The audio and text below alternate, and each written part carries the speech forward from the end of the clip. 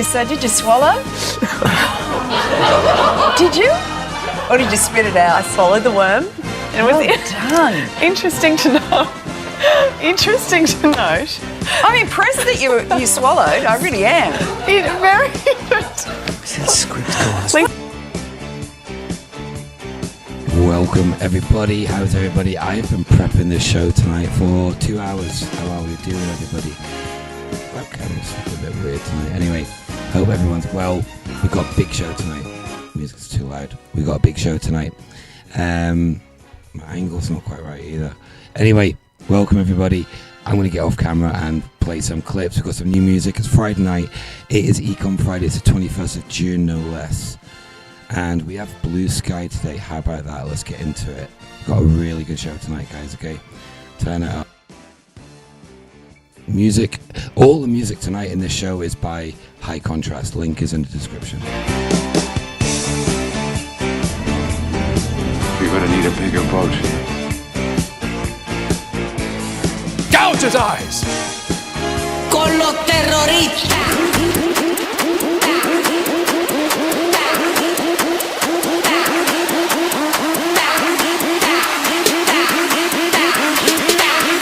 Don't look at me.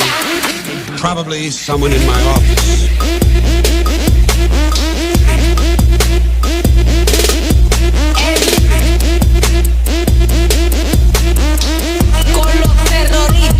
My cap is a Thundercats cap, Lord Dibsworth. I'm gonna change it now, you fucker. Not in a boy band. This is an AI version of a human here. Recent events indicate that there is a dark force out there intent on doing us harm. That was the best full English breakfast I've had since Gary Wilmot's wedding. It was very superb.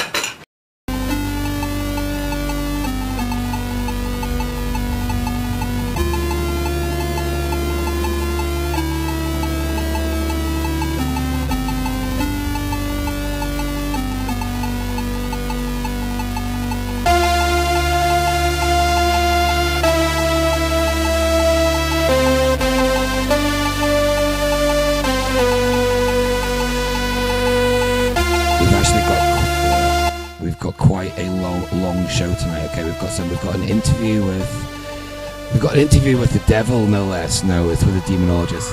See the Thundercat logo? How cool is that? Thundercats are back. Right, I'm gonna shut up, play some music, a couple of bits of music, then we're gonna get into a 20-minute clip that I've made about. I want to talk about the world before we get into the demon stuff. So yeah, burn some sage, get the Palo Santo out. Let's do it.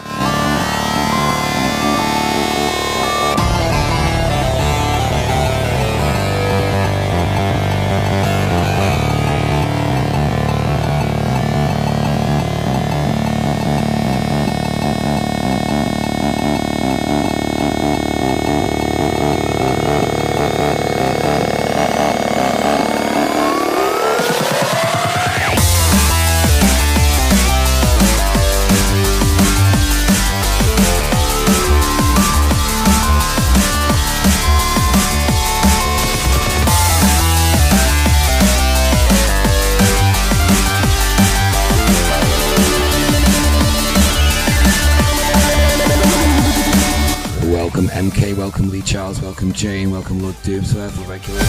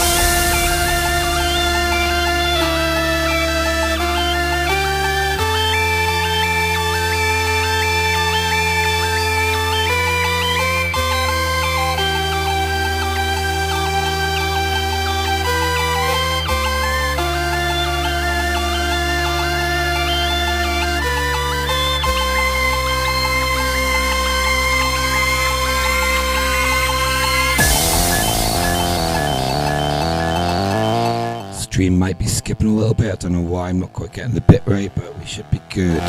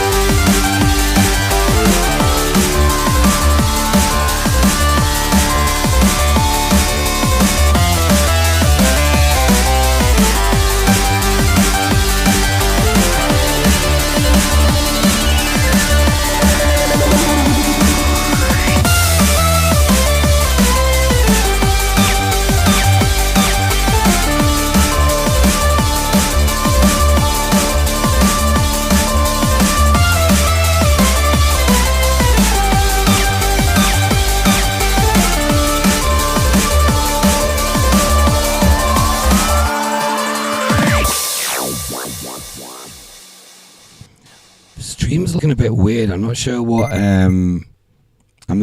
we're like streaming, but seems to be skipping a lot. And I'm going to call SS, see what it's like. Weird tonight. Right, we'll carry on.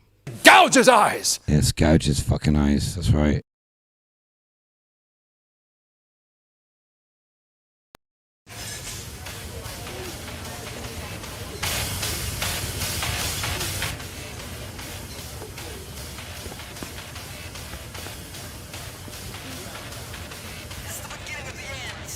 Set fire to your friends.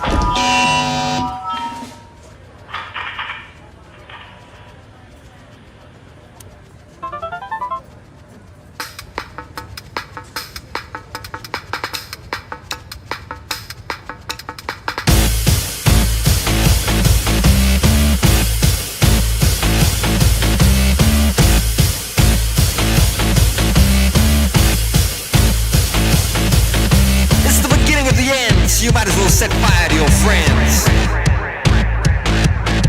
But it ain't Alpha and Omega, it's just Nintendo and Sega. I'm a real gone kid here to flip your lid. I'm a stone cold fox spreading a bubonic pox. I'm a Zodiac killer, I'm a $3 biller. I'm a rooftop sniper shooting grown men in diapers. A shotgun is a good substitute for mouthwash. Drone controllers eat their lunch at their desktops. Why stop working if you enjoy what you do? Jesus, stand me at the chicken, I'll strike that one too. A million little pieces will never be enough for you. But the only blood we spill should be blue.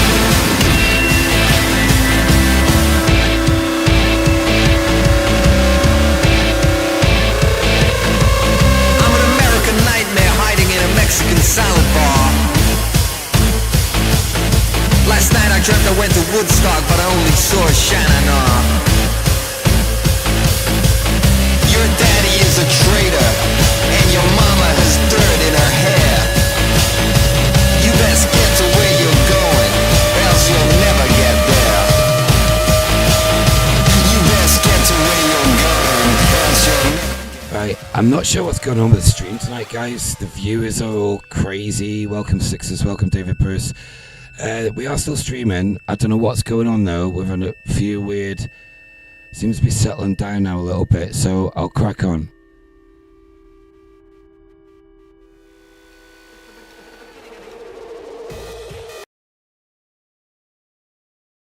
Just got some weirdness with the tech here.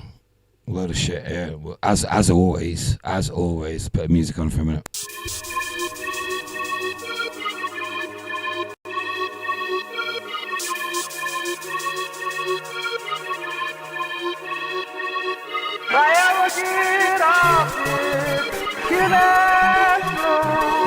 I'll never get out, no more.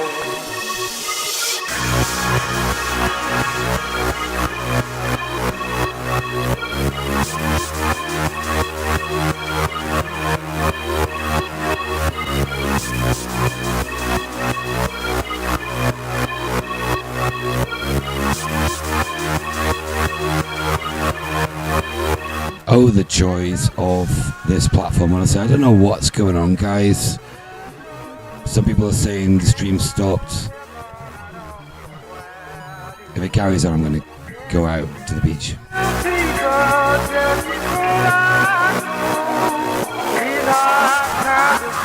Too happy for those hotspots this Friday morning for flash. All your photos, put up to the smoke.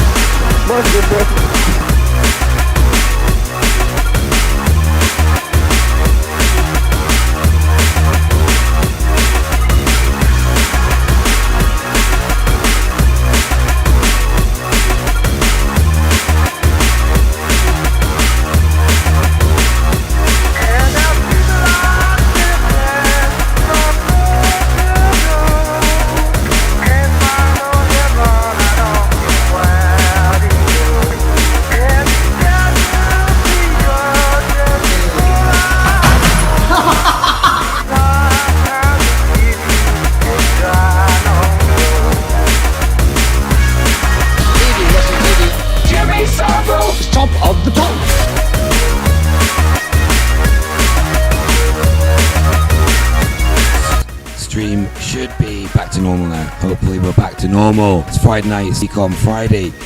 Don't fuck up the stream, YouTube. Do your fucking job for once. Seriously.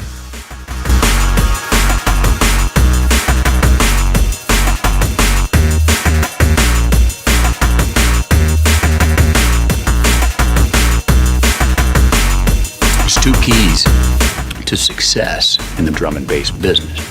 First of all, you gotta stay relaxed. Yeah. Second of all, you make tunes. Yeah. Yeah, I make tunes, yeah. How many times a week? Like, three, four times, maybe. I gotta pump those numbers up. Those are rookie numbers in this racket. I myself, I make tunes at least twice a day. Wow. Once in the morning, right after I work out, and then once right after lunch. Really? Okay? I want to. That's not why I do it. I do it because I need to. Think about it. You're dealing with numbers all day long. Decimal points, high frequencies. Bang, bang, bang. Digits. All very acidic, above the shoulders mustard. Right? It kind of can wake some people out. Right? You got to feed the geese to keep the blood flowing. I keep the rhythm below the belt. Done.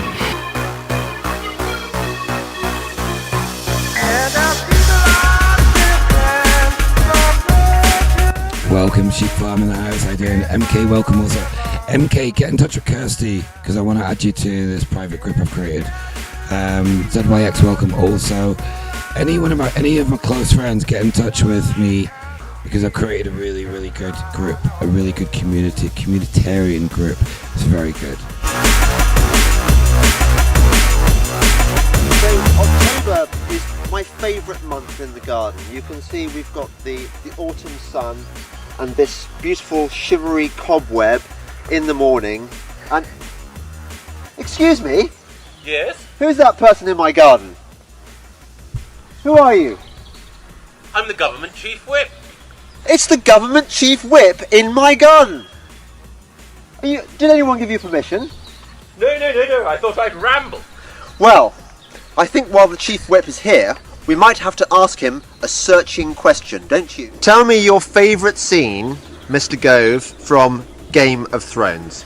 My favourite character in Game of Thrones is undoubtedly Tyrion Lannister. And the moment I love most is when he leads what's apparently a hopeless charge of his troops in defence of King's Landing against the forces of Stannis Baratheon. And you see there that this misshapen dwarf, reviled throughout his life, thought in the eyes of some to be a toxic figure, can at last... You can't even... Zip it. Zip. Look, ladies and gentlemen of the jury, Exhibit A. Number 2, would you please back me up? Look, I'm Zippy Longstockings. I can't. When a problem comes along, you must zip it. Zip it good. Wow, would you... Jisuhai Pindowa, Nitahioto. Subtitle, zip it. I'm just trying to... Zip.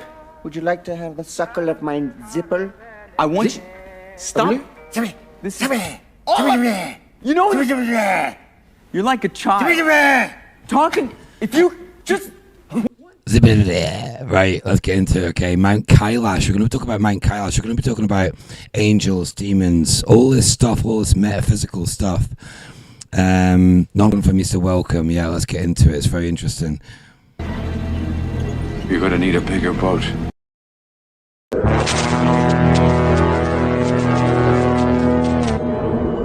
Very interesting mountain, Pakistan, I believe. 4 sacred rivers come off this mountain.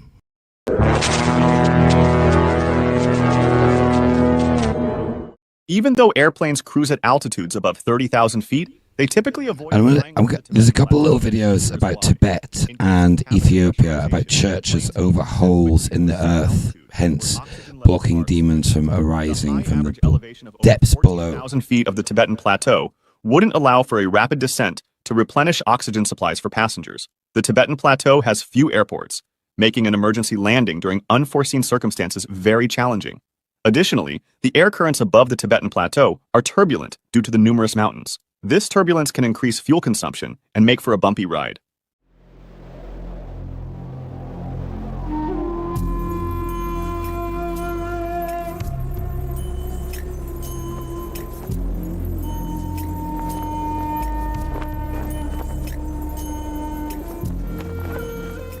Tibet, a land of mystery, a fascinating, almost mythical place.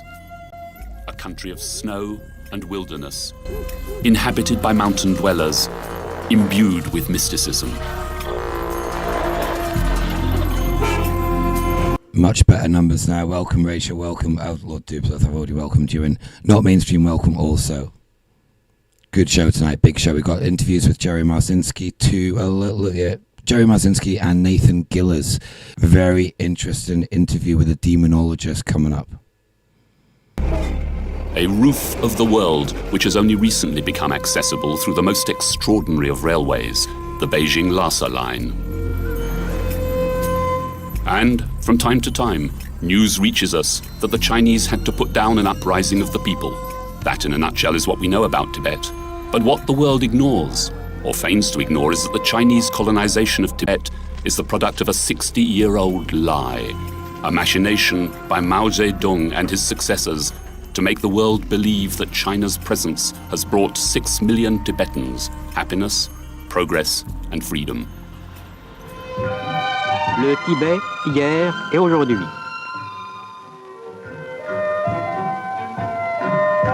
Par suite de l'application de la politique d'ouverture, beaucoup de touristes étrangers se rendent en visite au Tibet. Devant eux s'étale à la fois un vieux Tibet traditionnel et un nouveau Tibet en développement. Que ce soit à Lhasa, au Tibet ou dans tout le pays, on connaît sur son chemin des difficultés et des vicissitudes. Pourtant, l'histoire poursuit toujours sa marche en avant.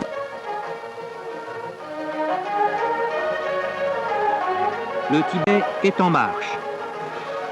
Le Tibet prend son vol.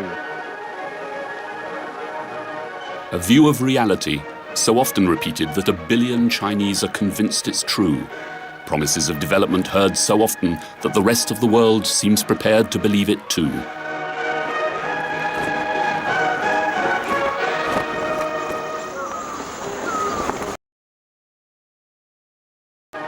A view of reality, so often repeated that... I want to show you this bit here, this bit. This castle, look at this, right? Look at this, like the Forbidden City in China. This, look at how big that castle is. Like, my point is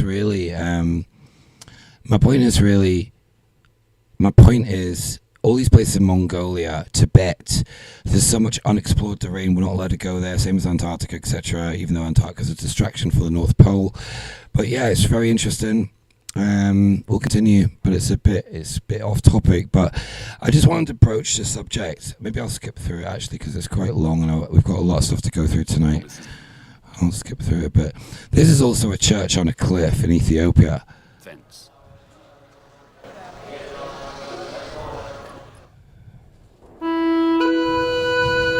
The Tigray region in northern Ethiopia is known for its assembly of rock-hewn churches.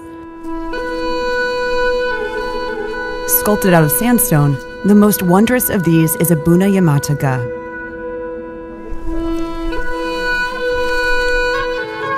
there's only one way up.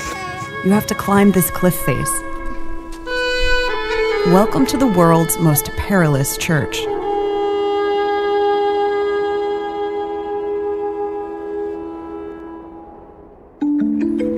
Established in the 5th century, the church is named after its founder and builder, Father Yamada. Perched 650 feet above a steep cliff, some say he chose its location to be closer to heavenly spirits. Others argue it was a strategic move to avoid his enemies. Either way, the church's location, ceiling frescoes, and precious goatskin Bible have attracted worshippers for centuries. The church has 20 clergymen and is managed by this high-ranking priest. He has lived here for over 47 years, and he makes the climb every day. أنا دما كشي غورو رفائيل أسرسها يبهال أزي تكريستيان زي نوارئية أقلقالي قداسي وداسئية. Right, enough about this. I've also got a clip. Do you know what? I'm not going to continue this clip here because this is about Taoism. Do you know what? Maybe we'll do it later. It's not. I want to get into the demonology stuff. So, one sec. It's very interesting. Let's play the first interview. Let's start off with Jerry Marzinsky. Jerry Marzinsky's very good. And I've taken a couple of clips. Big up to Damien, if you're watching. Damien sent me this clip in our group, and it's very, very good. No, they won't. What they said, we are you. They want the patient to believe that that thought belongs to them, that they are those thoughts that are being inserted into their head. So if you think you're your thoughts, you're screwed. Okay? So you look at all the crap that goes through your head on a regular day. You know, all this stuff you know, all this stuff you think about, all this stuff on the radio, the television, it's constant chatter. If that's you know you, what I've done tonight, right? then It's who funny. is listening? I set up a lot of hotkeys for my jingles, but when I tap something else, it activates a jingle, so I've got to deactivate them soon. To that. Your thoughts are not who you are. I mean, it was like I was beating my head against the wall and getting nowhere except these few patterns. And so when I got there, I went, okay, here they are again. And there was nothing, you know, I was developing programs, but it was still like a puzzle to me is what is going on in the heads of these people and what is driving them. So what I did is I got a group of them around me that were willing to tell me in real time what the voices were telling them while we were in session. Okay, so the agreement we had is, listen, I'll help you out as much as I can. You know, and they were as interested as I was as to what these voices were. You know, both of us were. They were interested. I was interested. Neither one of us really know what they were. You know, they were experiencing them. So I had a group of maybe 12 or 13 of these prisoners who would tell me what the voices were doing around me at all times. So it was like real time. The patient would say, well, the voices are telling me this. And I'd say, well, okay, tell them this. And so I was able to kind of carry a conversation on with them during those times. And these conversations were completely lucid and coherent, but the content was always very nasty. You know, it was like they were mocking the patient. They were trying to control him. They were calling me names. They were interfering with what I was trying to tell the patient. You know, it was clear that there was a conscious entity there. If I was the devil, my first victim would be the kids. From the moment they left their mother's precious wombs and were born, I would condition them to see racial division as a norm. And I wouldn't stop till I've stripped their innocence, divide and conquer. It's the oldest trick in the book of Genesis.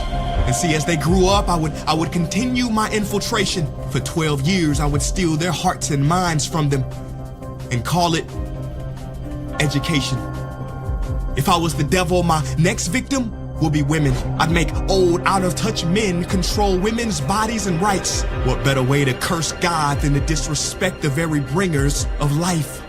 Speaking of God, if I was the devil when it comes to religion, I put my plan together perfectly. I'd allow you to worship Jesus every Sunday, and on the other 6 days, I'd make you worship me. In the form of money, fame, lust, and greed, to my religion, I wouldn't need to convert you. I'd turn the 10 commandments to the 10 suggestions, and make virtue signaling more important than virtue. I give you just enough religion to hate each other, but not enough to love each other. And for my final evil strategy, I'd make you forget the whole purpose of religion was spirituality. If I was the devil, I wouldn't come dressed in a red cape and pointy horns. I'd drive a Lambo, have a pretty face and a Gucci belt on. Basically, I'd take the form of everything you ever wished for and watch you create your own hell. I don't need to torch the earth.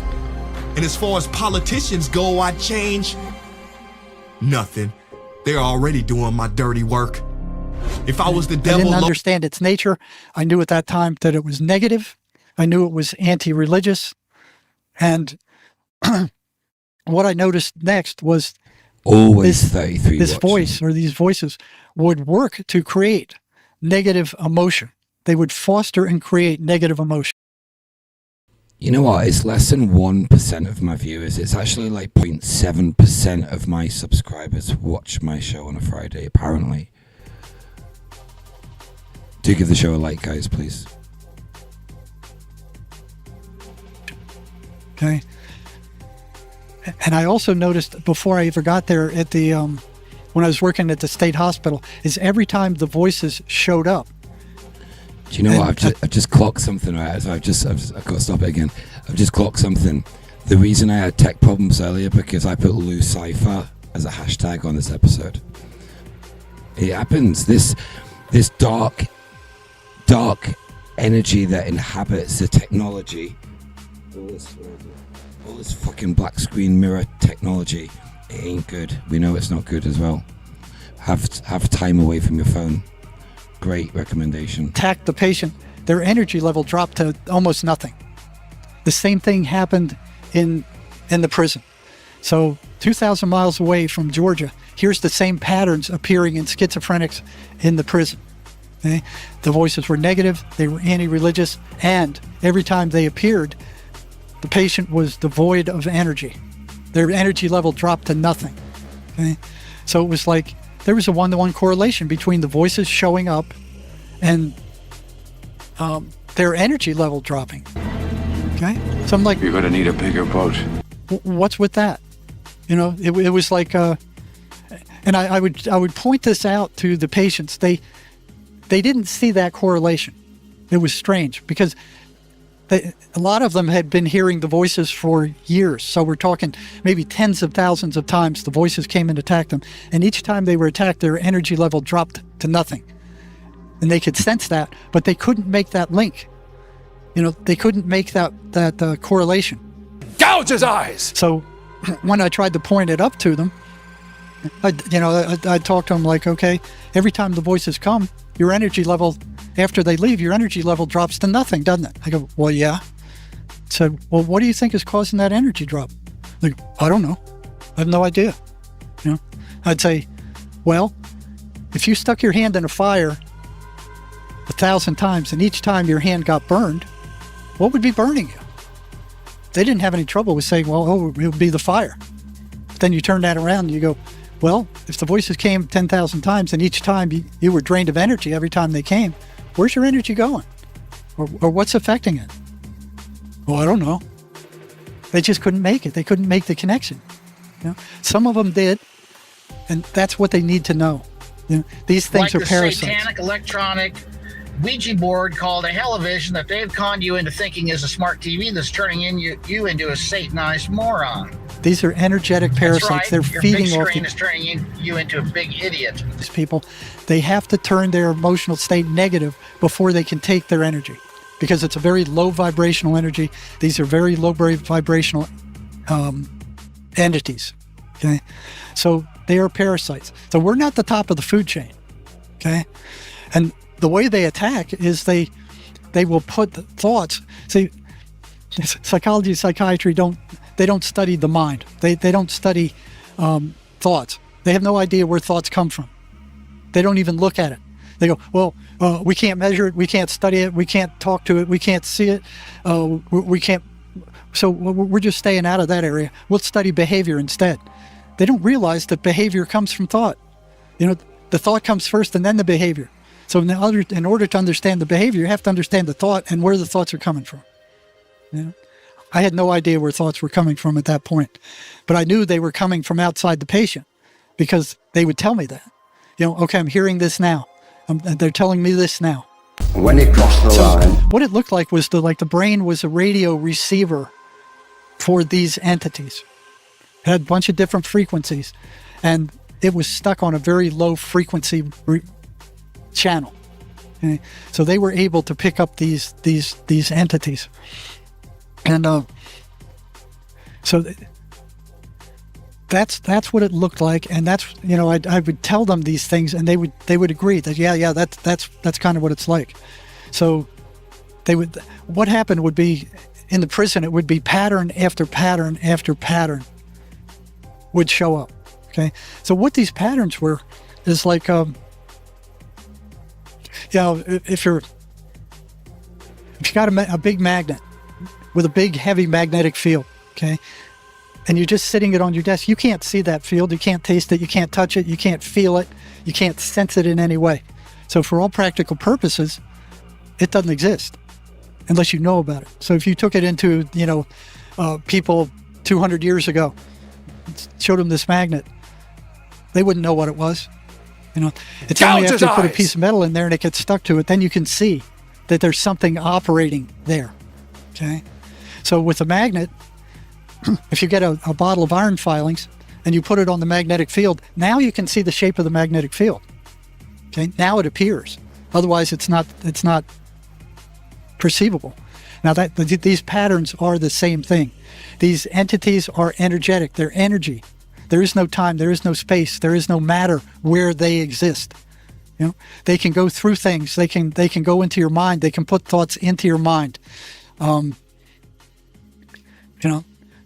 they put thoughts in your mind that upset you, like you're no good. Gouge his eyes. You're ugly. You're stupid. That was for dumb. you, sir. Every rotten thing that you can think of is coming into your mind from these entities. Any negative thought about yourself, Sherry Sweeney said, any negative thought about yourself or anybody else. To help you find those hot spots this Friday morning, plus lots of your photos. Put a bit of smoke. No, they won't. But then you can see that there's something operating there. Okay, so with a magnet, if you get a bottle of iron filings and you put it on the magnetic field, now you can see the shape of the magnetic field. Okay, now it appears. Otherwise, it's not perceivable. Now these patterns are the same thing. These entities are energetic. They're energy. There is no time. There is no space. There is no matter where they exist. They can. I think Jerry's been watching. I think Jerry's been watching too many conspiracy videos. He's been watching too much YouTube. Jerry, you've been thinking for yourself too much, mate. You need to watch some BBC. Get some Sly News on. How about that? Go through things. They can go into your mind. They can put thoughts into your mind. And they put thoughts in your mind that upset you. Like you're no good, you're rotten, you're ugly, you're stupid, you're dumb. Every rotten thing that you can think of is coming into your mind from these entities. Any negative thought about yourself, Sherry Sweeney said, any negative thought about yourself or anybody else comes from these entities. Welcome, sail away. So they can insert thoughts into your thought stream, and they sound just like your thoughts. So it's not like when they're active, you hear a voice that goes, well, I'm the voice and you better listen to me because I gotta tell you some stuff. It's nothing like that. It sounds just like the thousands of other thoughts that come through your mind on a normal day. Only the content is very different. Okay? And they hit us all. It's not just schizophrenics. They hit everybody. One example I show is, here in Arizona, most people don't have lawns. We just go out in the backyard with a machete and cut down the cactus to keep them from overgrowing the place, So I'm out in the backyard with a machete and I'm cutting down cactus, and I have a beautiful white husky dog, And she's running around back there, and as I'm cutting cactus, and she runs right by. Here, she just appeared. She runs right by, and here's this thought comes into my head, like, cut off her head. And I'm like, what? What? This like, I'd never do anything like that. I would never think anything like that on my own. And I was shocked. I absolutely love that fucking jingle. Do you know what? I'm going to do it again. Gouge his eyes! Big up to Amish Inquisition podcast. I must message him and try and get back on the show. And no, I'm not in a boy band, Lord Doomsworth. It's called the Vest Top. It's called the Wife Beaten Top. Never heard of one. Got my kind of Stella here. Anyway, good numbers, nearly 50 watching. Thank God for that, eh? Right, let's finish off Jerry Marzinsky. And we've got another clip.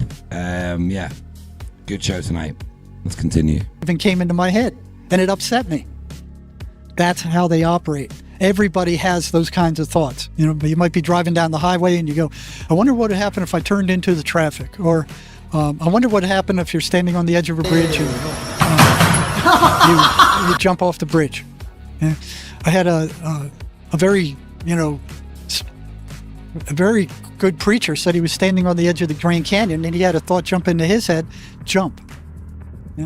So they hit us all. Welcome, and they Kyle. hit us all by putting negative, nasty thoughts into our minds. And then they try to get us to act on those thoughts as if they were our thoughts. So what I found interesting was a lot of these prisoners would ask the voices, who are you? What are you? What do you think the voices would say? I know I think they are. I don't think that they're going to admit that, though. No, they won't. What they said, we are you. They want the patient to believe that thought belongs to them, that they are those thoughts that are being inserted into their head. So if you think you're your thoughts, you're screwed. Okay? So you look at all the crap that goes through your head on a regular day. All this stuff all this stuff you think about, all the stuff on the radio, the television, it's constant chatter. If that's you, then who is listening to that? Your thoughts are not who you are. In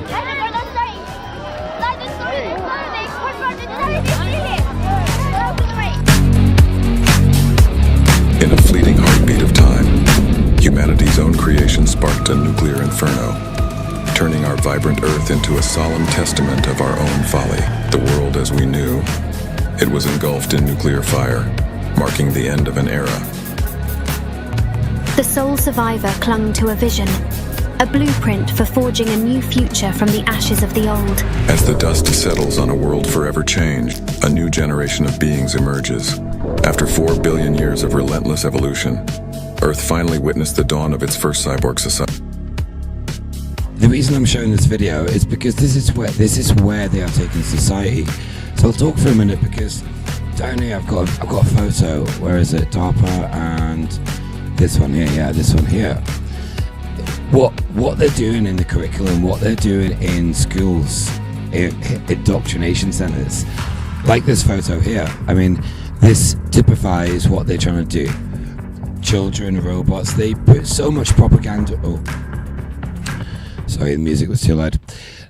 I was talking about what they're doing to kids, school, etc. And all the propaganda, all this, like, our robots are good for the economy. Everything's about GDP. And it's just nuts, man. It's like so dark, so dark, so dark.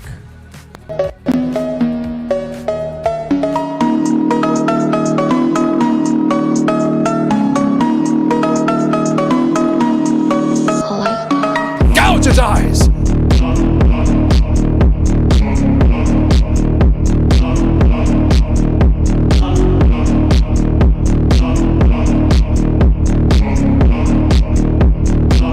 When it crossed the line, there are what we call when the it crossed five the line, generals. you think, The five wow, generals. terrible. When's the next one?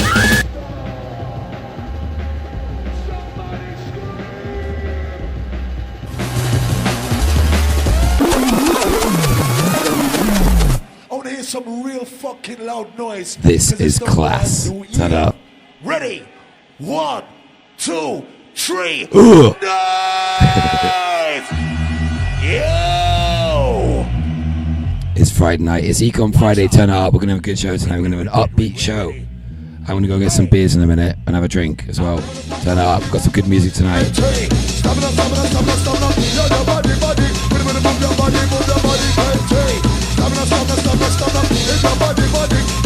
Too happy for the past past this Friday morning plus lots of your photos. Put a bit of smoke. Alright, please stay behind bar. Yo! Switch it up. What do you mean? Hey!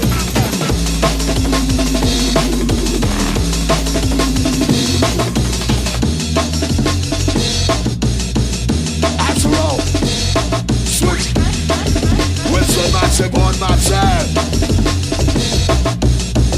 Whistle massive blow. On massive blow.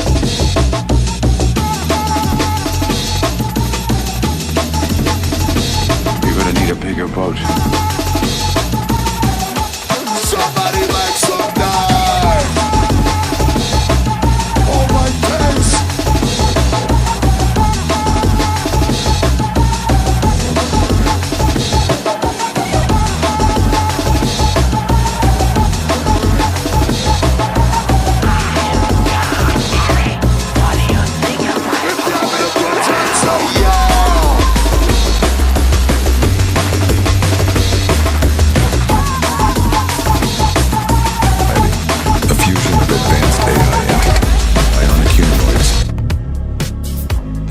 In the saga of life's progression.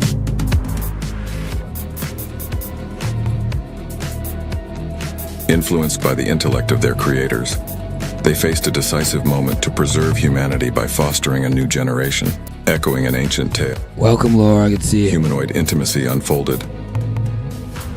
A modern Adam and Eve in a dance of creation, rekindling humanity's genesis. A silent promise of life's continuation, setting the stage for a new era where technology and humanity converge, renewing. You can't even zip it. Zip. Look, ladies and gentlemen of the jury, Exhibit A. Number 2, would you please back me up? Look, I'm Zippy Longstockings. I can't. When a problem comes along, you must zip it. Zip it good. Found, would you keep so high, pin the wall. Nita Hioto. Subtitle: Zip it. I'm just trying to. Zip. Would you like to have a suckle of my zipper? I want you. Stop. Come here. This. Come here. You know what? You're like a child. Talking. Get. You just one time. Get the Buckfast opened up, man. I have not drank Buckfast for so many years, man. God. Wreck the Hoost. That is lethal. I bet Jane's drinking some Buckfast up in Scotland tonight. Right, let's do it. What was I going to play? Oh yeah, this, yeah. Astana, the capital of, I think it's Kazakhstan, isn't it? Is it no, not Kazakhstan. Astana, very interesting clip, check it out. The fallen angels, where do they meet? Are they here? Yes, they're here, because they're bound to this fucking realm.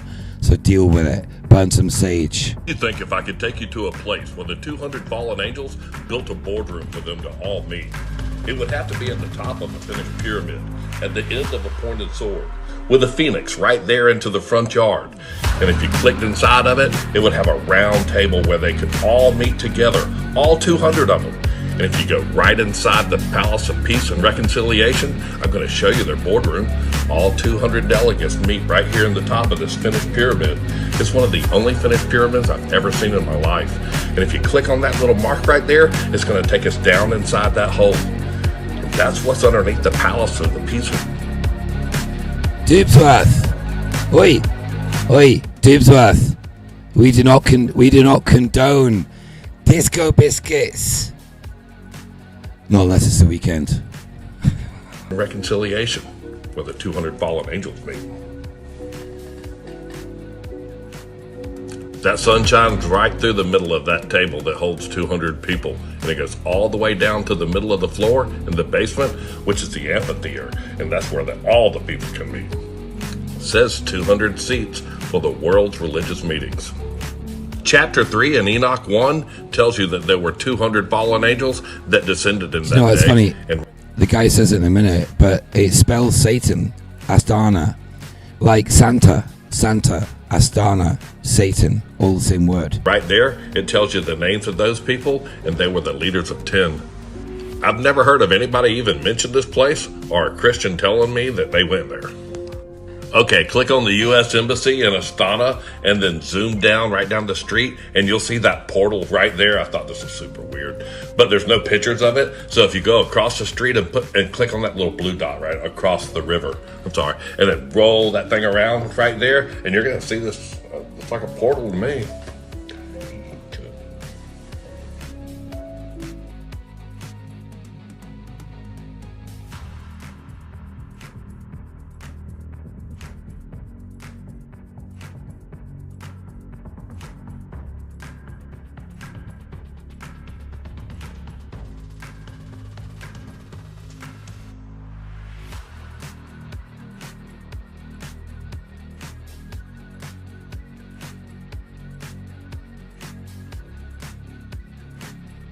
What's up, brothers and sisters? I hope everyone knows this logo.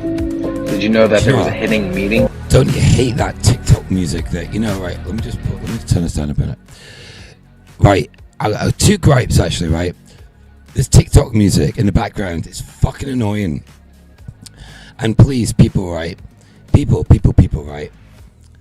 Usually when girls are really bad at this, right? When you take a photo, you don't do fucking portrait, because people like me who make media and are content creators, we love this platform. YouTube's so good. Do it fucking landscape, because otherwise you get videos like this on your fucking screen. Come on, get with the program, guys. Start landscaping fucking photos and videos, because it's so annoying. It's a little gripe. We continue. Behind this logo? I'm in a So good let's mood break tonight. it down. We have fallen angels fallen from heaven, hovering over the waters, just like the Spirit did. And what are they doing? They're congregating around a mountain. Now, where do we get that from? And how many stars are right there? Also, sorry, one more thing. Dibsworth. You can't be mixing acid with the other thing. You need a third. You need something else to balance yourself out. The Book of Enoch speaks about 22 angels fallen from heaven, congregating on a mountain called Mount Hermon. Right here, by name. Now, when Lou-Cypher originally... Also, sorry guys, another message. I've created a little private group with my closest friends in it, and so please, Lord Dibsworth and Hogdan Munch, and MK also. I want all of you in it. So get in touch with me, or get in touch with somebody that knows me, so we can sort that out. Okay. fell, he took 1/3 of his angels. What is 1/3? 3.33. Rachel, Why is also, that sorry, number so Rachel, also you're welcome to come and join. Also, significant? It's a good club, and I want you to be in it. Now, why is 33 so significant? Well, when the angels fell, they landed on the only geological place on Earth that represents their number, 33.33 north and 33.3 degrees east, using the Paris Prime Meridian. So let's bring this all together. Paramount Logos has a mountain with 22 stars around it. The Book of Enoch has 22 stars mentioned by name that congregate around a mountain, and the mountain is literally the only geological place on Earth that represents their number, using the Paris Prime Meridian. Things that make you go,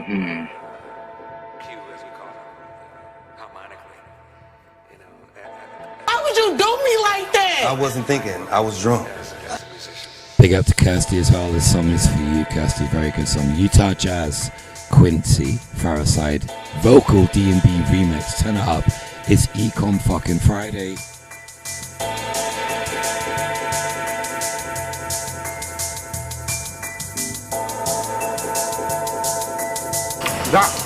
That was the best full English breakfast I've had since.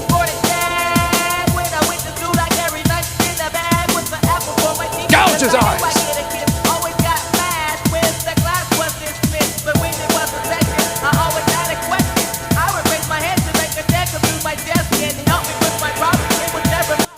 to SS. Batten down the hatches. Arr!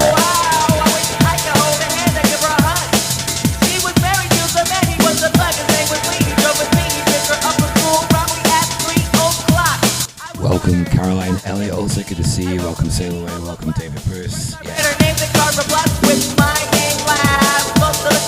Big up to Matt and Paula, Amy and Patrick, Dan and Meggles, all the crew, all the regulars, Nonconformista, Jane, everybody else. David Clues, if you're watching, hope you're not sunbathing naked, sir.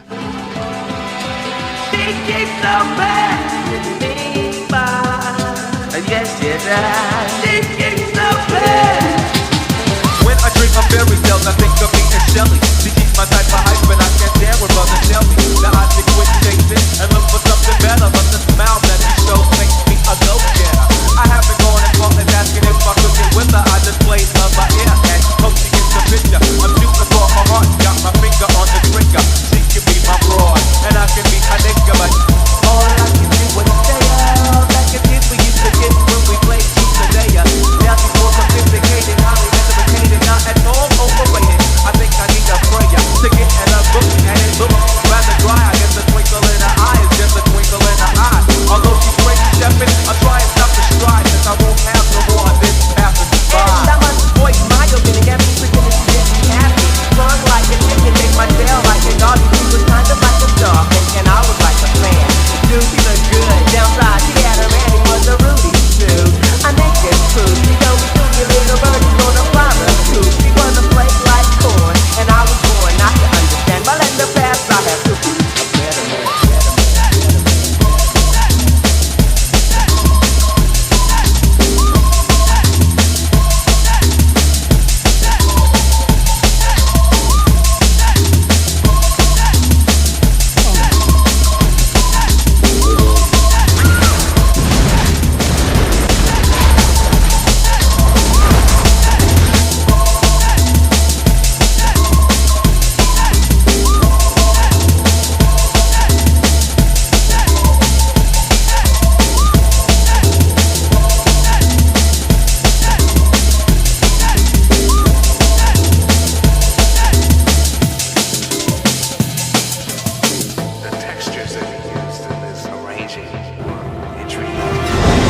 Mr. Anderson, welcome back. We missed from Q, as we call him, harmonically. You know, at that time, helped my growth as a musician. She keeps so bad. She keeps so bad. She keeps so bad. Yes, she does. She keeps so bad. Now there she goes again, the joke is Ethiopian, and now the world around me keeps moving in slow motion. You're gonna need a bigger boat. What is the apple of my eye? Overlooking history down my... Welcome, Vivarium Snake. Good to see you always. Kyle, also welcome. Right now, we're going to get into it. We're going to get into the main event, an interview with a demonologist. This is fantastic. Next level research. Also, pick up to Master Lee. Had a nice chat with him earlier. Jim Hunt, welcome also. And Rachel, do get in touch. Yeah, I would in the grip. So, Credo also welcome. It's EKoM Friday night 10 hours.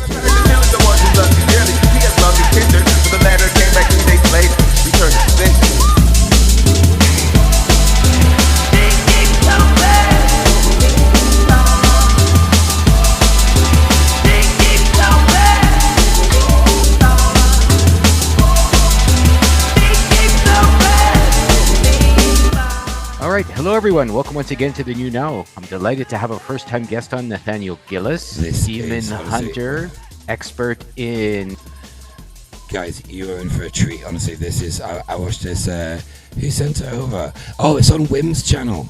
It's on Wim's channel. Honestly, the link to... Oh no, it's in the other link. Anyway, no. Check out Wim's channel, Mirror Space World, I think it is. but this interview is next level, honestly. Goes so deep into the metaphysical realm that we're told doesn't really exist. Let's do it. Well, I'm going to allow him to share, as this is our first time. So, Nathaniel, welcome to the show. Please maybe inform myself, some of our readers, specifically what you do and maybe why you do it, and we'll take it from there. Well, I am Nathaniel Gillies, and I am known as a demonologist. That was the path I took to get to the mountain I'm climbing. And so my discipline and focus as of late has been some of the more sinister aspects of this intelligence, and it has led me into some unique crevices. So I'm glad to be with you. As I told you before, it's always great to be on a new show and to meet new hosts. So thank you so much for having me on. Well, let's say, how would you define a demon then? Let's start there. Ooh. Well, in antiquity, there were two dominating theories. The first one was that a demon itself was a form of mutated consciousness that would kind of turn into what's called a divinized ancestor, a liminal entity between two worlds, one in which you would pray to, and then it would give our ancestors divine healing, insights, and even technology, which is strange. We'll get to that here in the future. And the other side of the coin was that these were deities in a way, and that they were also liminal, being present with us but absent from us at the same time. And so our ancestors would quite literally build altars within the proximity of their presence, hoping that with sacrifices and emotional posturing and dietary modifications that somehow they would pay attention to us. And then those are the dawning first breaths of demonology within the Levant, and then it kind of evolved into them possessing people. And now you have the possession phenomenon, the relocation of consciousness. And so those were the two dominating theories, and then you get into the 16th century, and then it evolved once more to now these beings actually having their own pathologies, their own victimologies, which is quite fascinating on my part. What do you mean by their own pathologies? Oh, well, they favored certain victims over others. They had their own ways of self-replicating their species. And if you will, the program changed. And early in those demonologists, specifically Montague Summers and Father Sinistro of Amino, started to realize that there was a correlation between what the Guys, if you're enjoying the show, please do hit the like button, smash the like button, headbutt the like button, kick the like button, just fucking like the show, okay? Thank you very much. Phenomenon was harvesting in terms of excretions and secretions, that there was a correlation between those sourcing of secretions and what was actually being used in ritual magic. And so it quite literally, it got darker than we originally thought in antiquity, far darker. Can you go into that a little deeper? Yes. So in antiquity, there was a presence in the darkness that was wanting to become incarnate. And it was starting to create practitioners. But before they became practitioners, they were at first experiencers. And so out of nowhere, we have cases in which are not just witcher literature, but in ritual bowls, where just the primordial man is stoking his campfire. He gets a thought in his brain. Hey, listen, go and take a small piece of metal, carve the name of an unclean spirit into that metal, and then go and plant that into someone's body. Where have we heard that from, my friend? And so that's when you have this phenomenon trying to not just become incarnate, but the idea is a strange form of technology where the consciousness would merge with the metal. And then the metal, once it's implanted into the body, would merge with that body. Now that entity has a new body. And that was another way that the phenomenon would possess people. But it's a fascinating... Very interesting. Yeah, but again, what I'm realizing after researching this for as long as I have, that I've been studying demonology, but in reality, I've been studying another intelligence at the same time. And that's where I've been at this point in my research. What do you mean another intelligence? I mean, I think I know what you're talking about, but I'm curious how you would describe. Well, there is an intelligence out there that has been masquerading as alien, ET, and even to a large degree, demonic. When we look at carvings on walls and hauntings, 666, and you see that a lot of the demonology being presented by this intelligence is not rooted in biblical literacy. It's mirroring quite literally what the housewife or just what the regular person, the zeitgeist of the populace would believe a demon is, which is troubling to me. So there is a reflective nature to what is occurring. And it's much like what we see in ufology. At the advent of Kenneth Arnold witnessing flying saucers, all of a sudden, it became a part of the consciousness of the population, and now they're all seeing flying saucers. So there is a reflective nature to this. And to a large degree, it's led me to believe that there is manipulation taking place, because if we can look everywhere but where we should be looking, we'll never get to the truth of the matter. That's just my personal position. I would agree with you. Well, have you noticed, let's say, getting back to metal and body, an increase, let's say, in so-called demon possession over the last several years? Yes, I have. And the Vatican's struggling with that because we no longer have Father Gabriel Amorths. We don't have Malachi Martins to fill the void. In addition to that, it's quite possible, this is something I've been toying with as of late, it's quite possible that we've misunderstood the rule of possession completely. Again, in the 16th century, there was a splinter within theology. We had the Kabbalistic movement in Safti Israel coming out and saying, listen, some of these beings, and this is quite controversial, I know, but some of these beings are solving their own murders. Very strange stuff. They were having case studies in Safti Israel where possession actually led to pregnancy, which we didn't see that specifically within the. It was usually just, horns and hooves and that kind of methodology. But I think that the phenomenon made eye contact with us. And that's when I kind of realized that pregnancy or possession to us is pregnancy to them. In that it's possible that the relocation of consciousness is a way that they're trying to replicate life. And yeah, it's a whole, I don't want to ramble, my friend, but it's fascinating stuff.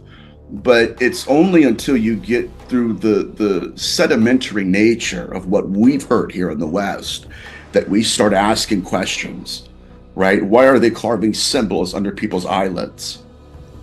What is going on here? Why are they carving symbols under people's eyelids? Right. What do you think? Right.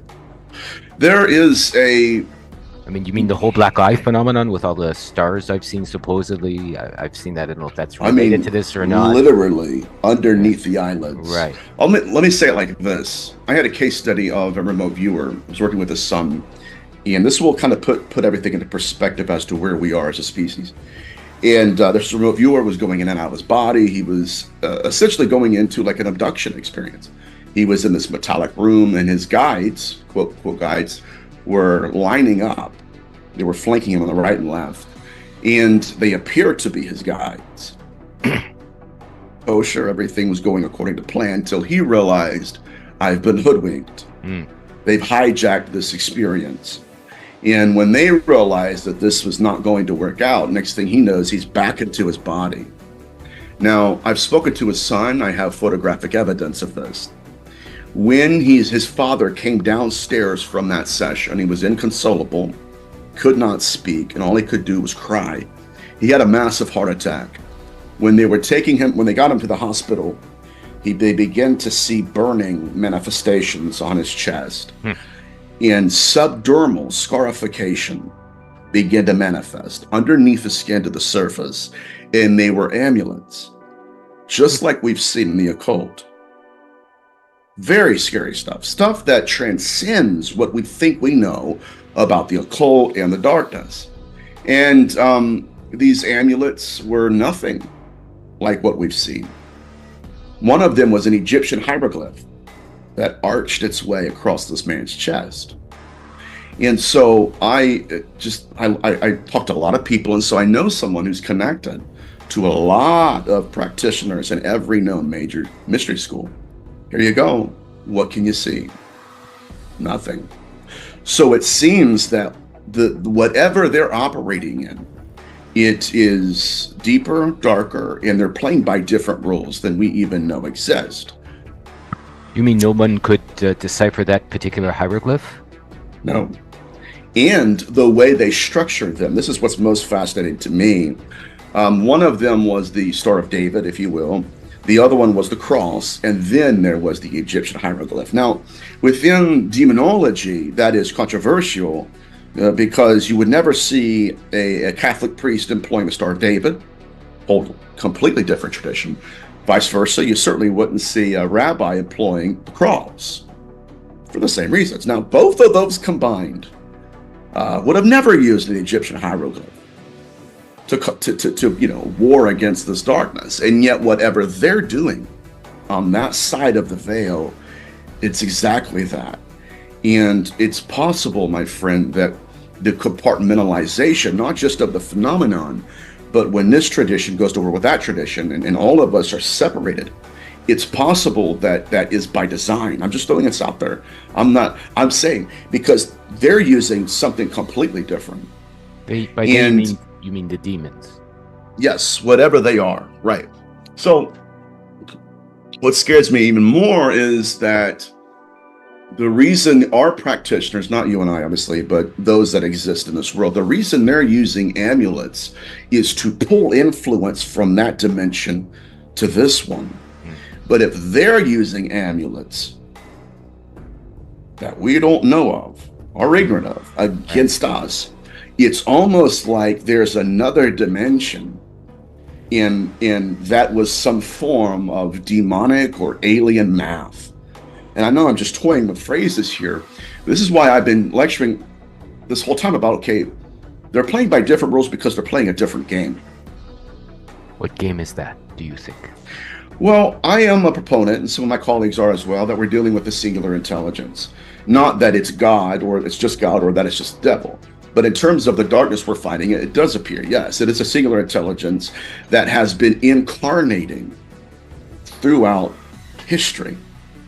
It's an alien, it's a demon, it's the debuk, right? It's the ghost. And now what we're seeing is, even in UFO abduction cases, my friend, we're seeing hauntings that manifest either before or after, where shadow people are witnessed in conjunction with the beings that are entering the house. So these present significant problems with the current models we're working on. How can they be separate if they're often witnessed together? Would you say like the amulets could be seen as sigils or logos, or like I have? Correct. Yes. Yeah. Yes. And now we're dealing with the iceberg effect. Literally the simplification of language, where that's for sure. right. And it's disturbing. Father Sinistrari encountered that same pathology where some of the entities operated like serial killers. We couldn't paint them as evil because it was completely immune. Like literally we were ants to them. And this is what Sinistrari experienced. He had a case study, 2 of them that are monumental. And if I get to ramble, just tell me to stop. No. This is very interesting. Okay. Yeah. So Sinistrari was dealing with incubi encounters, or what he had classified as incubus beings. You know, it's the spirit that appears to a woman in the image of a man. And there was one experiencer that had actually died, and the family had called upon him and their family physician to go and look at the body. And so he's inspecting the body, and he pulls back her eyelids, and the entity that had been accosting and haunting her had carved his sigils, amulets, underneath her eyelids, so that whenever she would close her eyes, she was staring into them. So again, this implies that we are being introduced, or at least invaded, even as minute as it is, but being invaded by another species of evil that has simplified itself as just horns and hooves. Throw some holy water at me and I'm gone. And yet if you were to sit down with one of these beings and actually pick their brain, I'm convinced that it would be something completely other, to where, what are you doing with her? Well, I'm branding her. Why? There's only a handful of possibilities. They're not doing it for us because we don't understand that. So what would you say those handful are? Right, for other entities, or marking the body so that when it looks at it again, it can pull back and see if that's the same body it marked 100 years ago. This is complicated. And I think that in order for us to even start asking the right questions, we have to allow ourselves to think beyond it, to areas of which we would seem to be crazy, like I am right now. But you know, we have to ask these questions. But that's where I'm at right now. Like I said before, when I was studying demonology, I realized that there was something that wanted so desperately to appear as demonic. Let's get crazy. What would those questions Let's be? go. Let's go. What would these alternative questions be? You feel like at the forefront of your, vocation. So if we look at the occult connections, well, first of all, let me back up and say this. There was a time in my career where I believed we were dealing with multiple intelligences. That was until I started to look at the pathologies of the incubi encounters, realizing that this was just another way this phenomenon replicates its species. It was not limited to the insemination of the woman. It was also tied to possessing the fetus within the womb.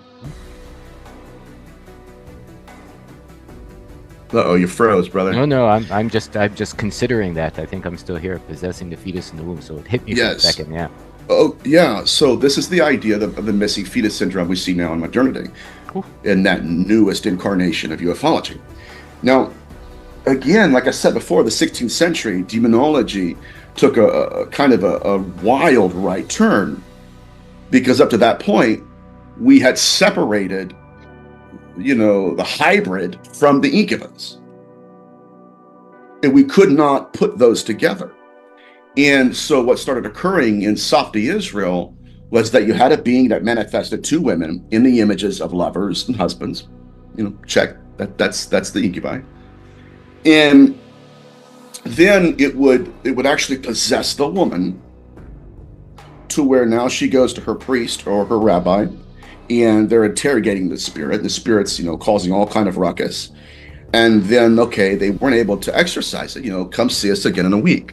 Well, she comes back in a week, and now she's experiencing pregnancy symptoms. And her belly and her stomach is beginning to show. And so it wasn't just one female, it was multiple started coming forward with the very same encounters.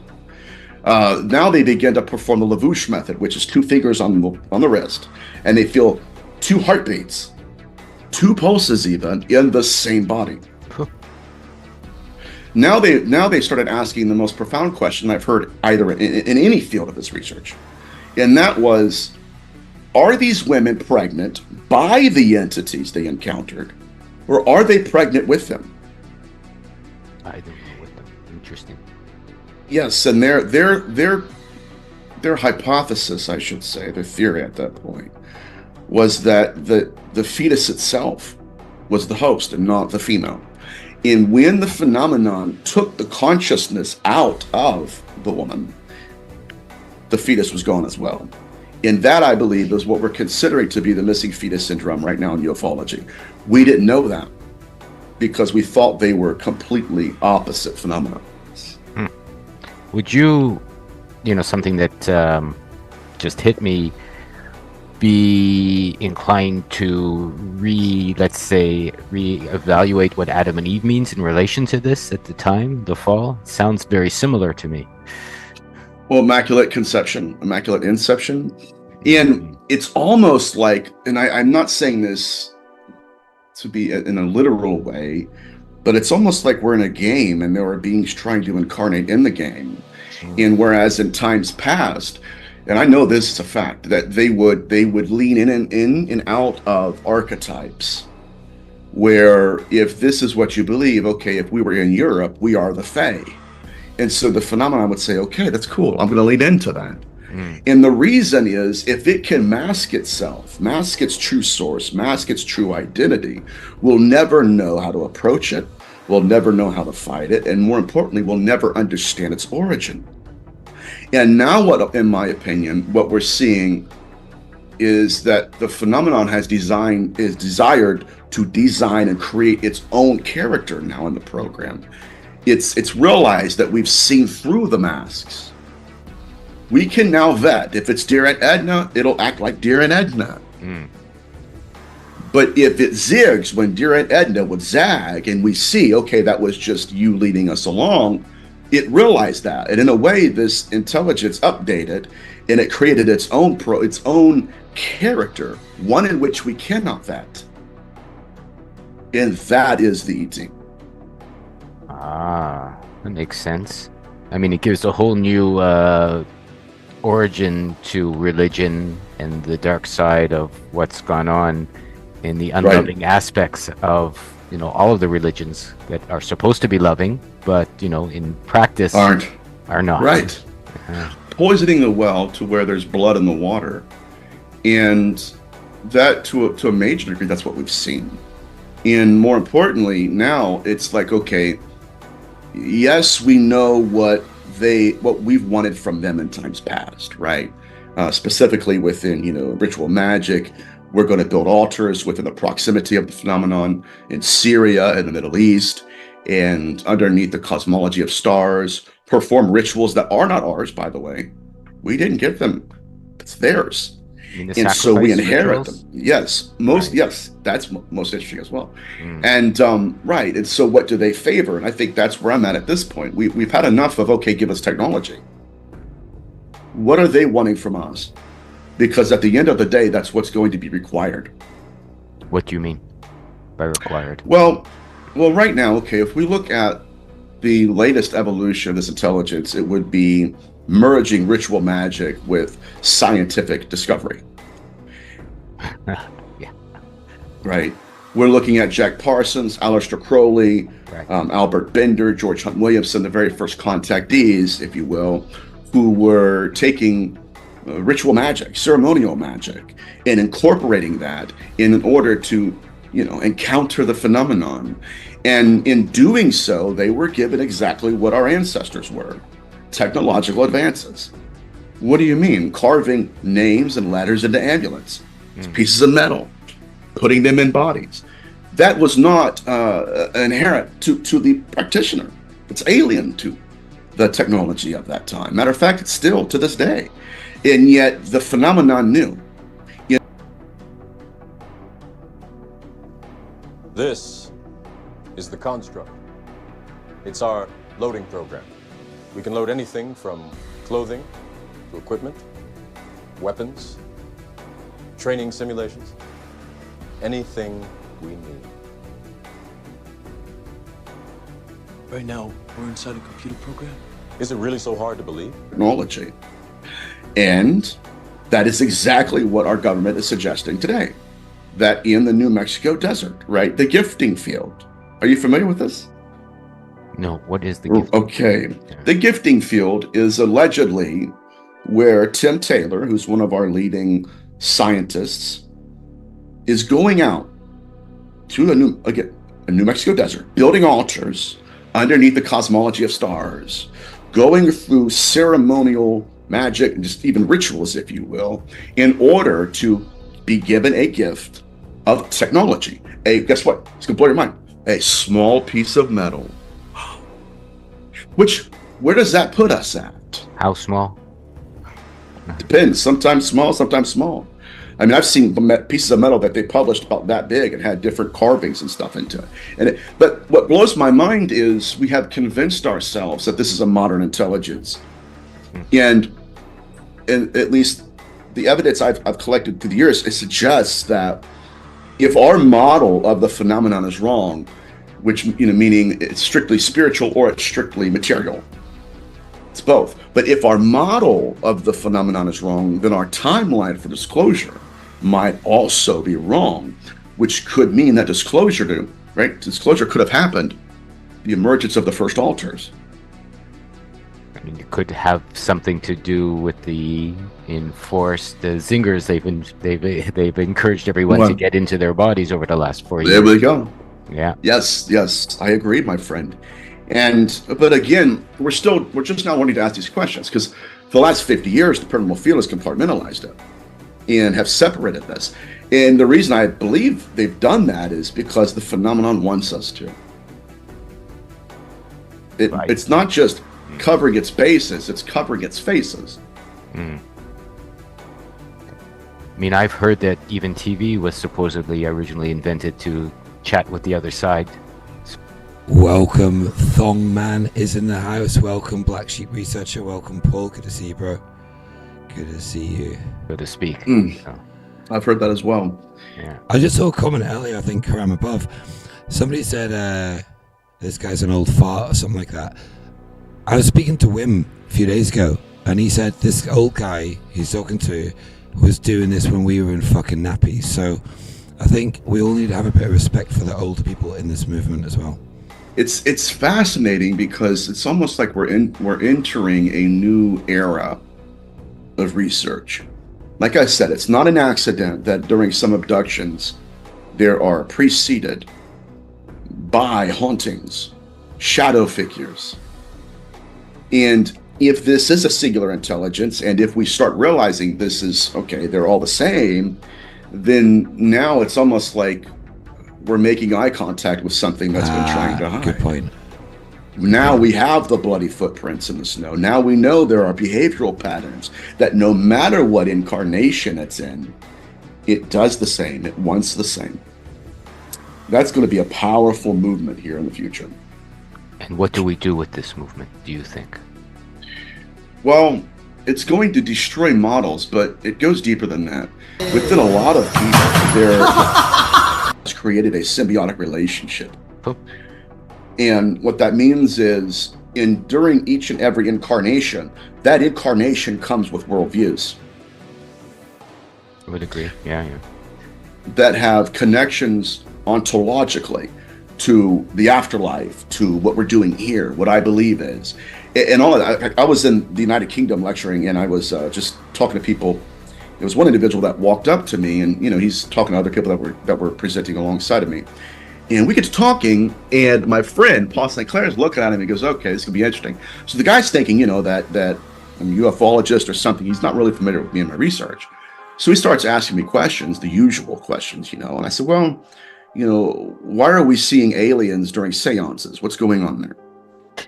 In just that one question, you could see the question itself wasn't just changing his understanding of the phenomenon. It was starting to change his worldview. And I think that even within ufology, your materialists who are so scientifically minded, it creates a symbiotic relationship to where if that model itself is wrong, then now they have to question their own worldview. It's sad, isn't it, Paul, a little bit? Really, guys, I mean, I was talking to Master Lee earlier, and this, bickering within our groups, we're better than this.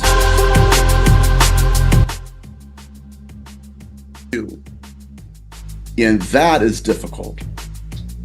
Almost impossible for some, but essential for everyone, I would say. Yeah. Absolutely. But it's important.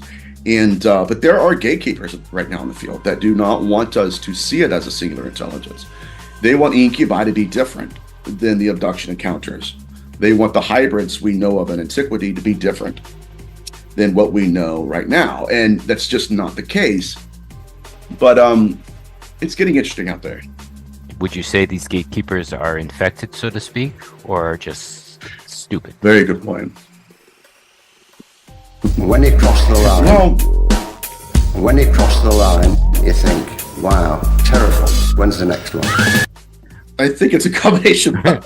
No, I'm kidding. No, I'm going to get canceled real quick. No, I think that there are people that are in the know. And I know for a fact that there have been entire conglomerates, think tanks, that have purchased the voices of many researchers who, let's say if they're doing good research, all their research goes right back to the think tank. And despite what their conclusions are, right, when they're talking to the think tank, well, I think this is all malevolent. Despite all of that, the think tank says, okay, I'm going to go ahead and get all of your information and all your data. Thank you so much. We're going to give you your stipend for the month. But this is what I want you to go and tell the population. So there are people out there, even in conferences, who are going around saying something completely different than what they're telling people behind closed doors. So it's hard. Welcome, Casty C. You're late. You're late, Casty. Hard to say that, are they doing this organically or have they been purchased? Yeah, maybe the voices have purchased them. Yeah, I believe that's at work too. So the think tanks, let's talk about them for a moment. Mm-hmm. What would you say their origins are? You're always wanting to get to the bottom of who's in charge, why it's there, who put them there. Right. What is even a think tank? Well, what we're dealing with are factions within our own government, people that you cannot look up on the internet, people that have no like names. The satanic electronic Ouija board called a television that they've conned you into thinking is a smart TV that's turning you into a satanized moron. That's right. Your big screen is turning you into a big idiot. Literally signed off their entire lives for this. And so I would say that some of these individuals and think tanks began in the 1950s when Jack Parsons died. And this is one of them is called the Collins Elite. I love this kind of research right here. If you've never heard of them, because I didn't either at one point. But when Jack Parsons died, there was a portal opened up. And this is what they believed. And through that portal came beings that were first conjured during ritual magic. This is where we get ayahuasca. This is where we get lamb. And then when Parsons died, he also believed he had opened up a portal in which these entities could come through.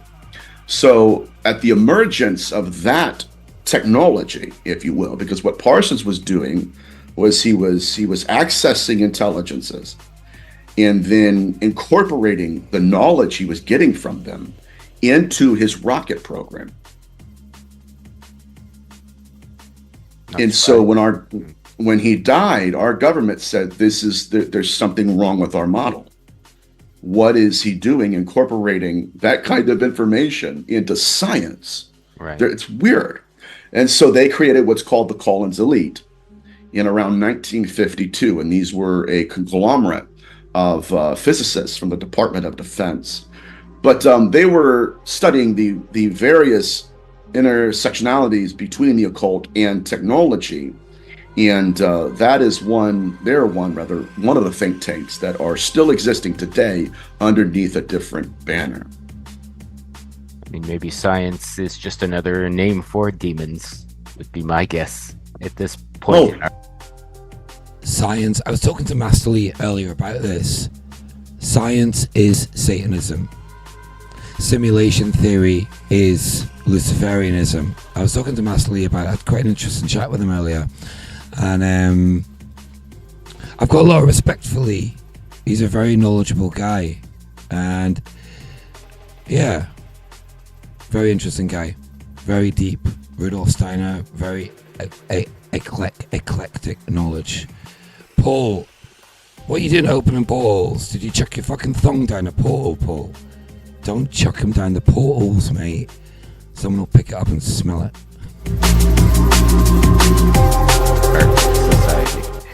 Doesn't it lead us to a whole new can of worms where we can no longer have the same conversations we had prior? They no longer fit. And that's where we're at. We've got to think larger, deeper, and perhaps darker sometimes, unfortunately. No, I'm ready. So let's go a little darker. So science and tech. What's behind it, do you think? Like CERN, let's say. Well, you've seen, I guess, the opening ceremonies of CERN. Probably you've watched a bit of that. It seems like they're conjuring or trying to conjure a certain sort of energy more than what they're saying. Yes, I believe that 100%. And obviously on UFO Twitter, people will poo-poo that idea, but that's okay. That's fine. But here's the point. They're not alone in this. They're not alone in this at all. And again, where is this rooted? This is rooted in the primordial man. That's when this is incredible too. Now, the current theory is that they seeded us with technology.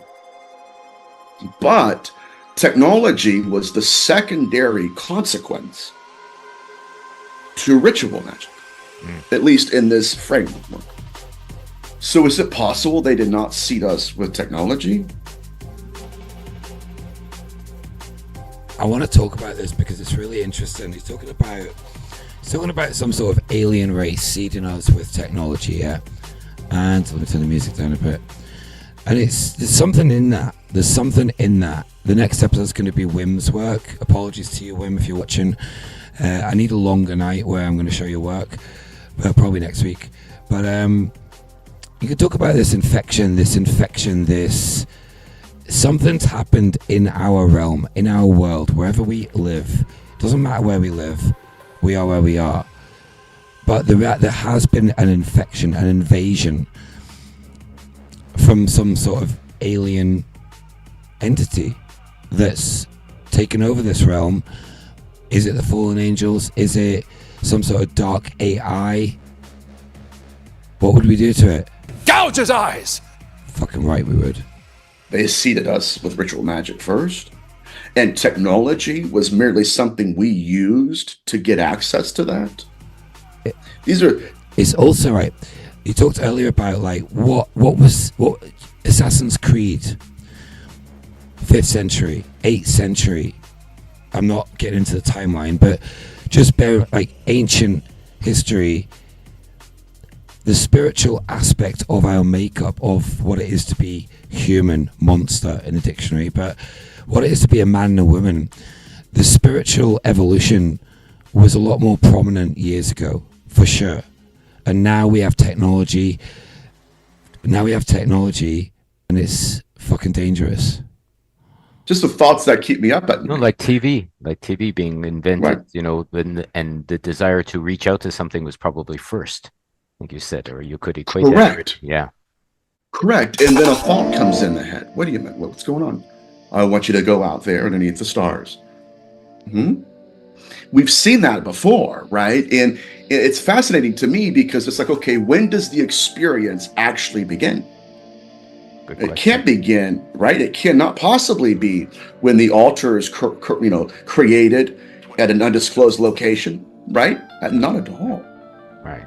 Like what brought them together? What made them want to do that? What even invoked the desires of, was it personal gain, do you think?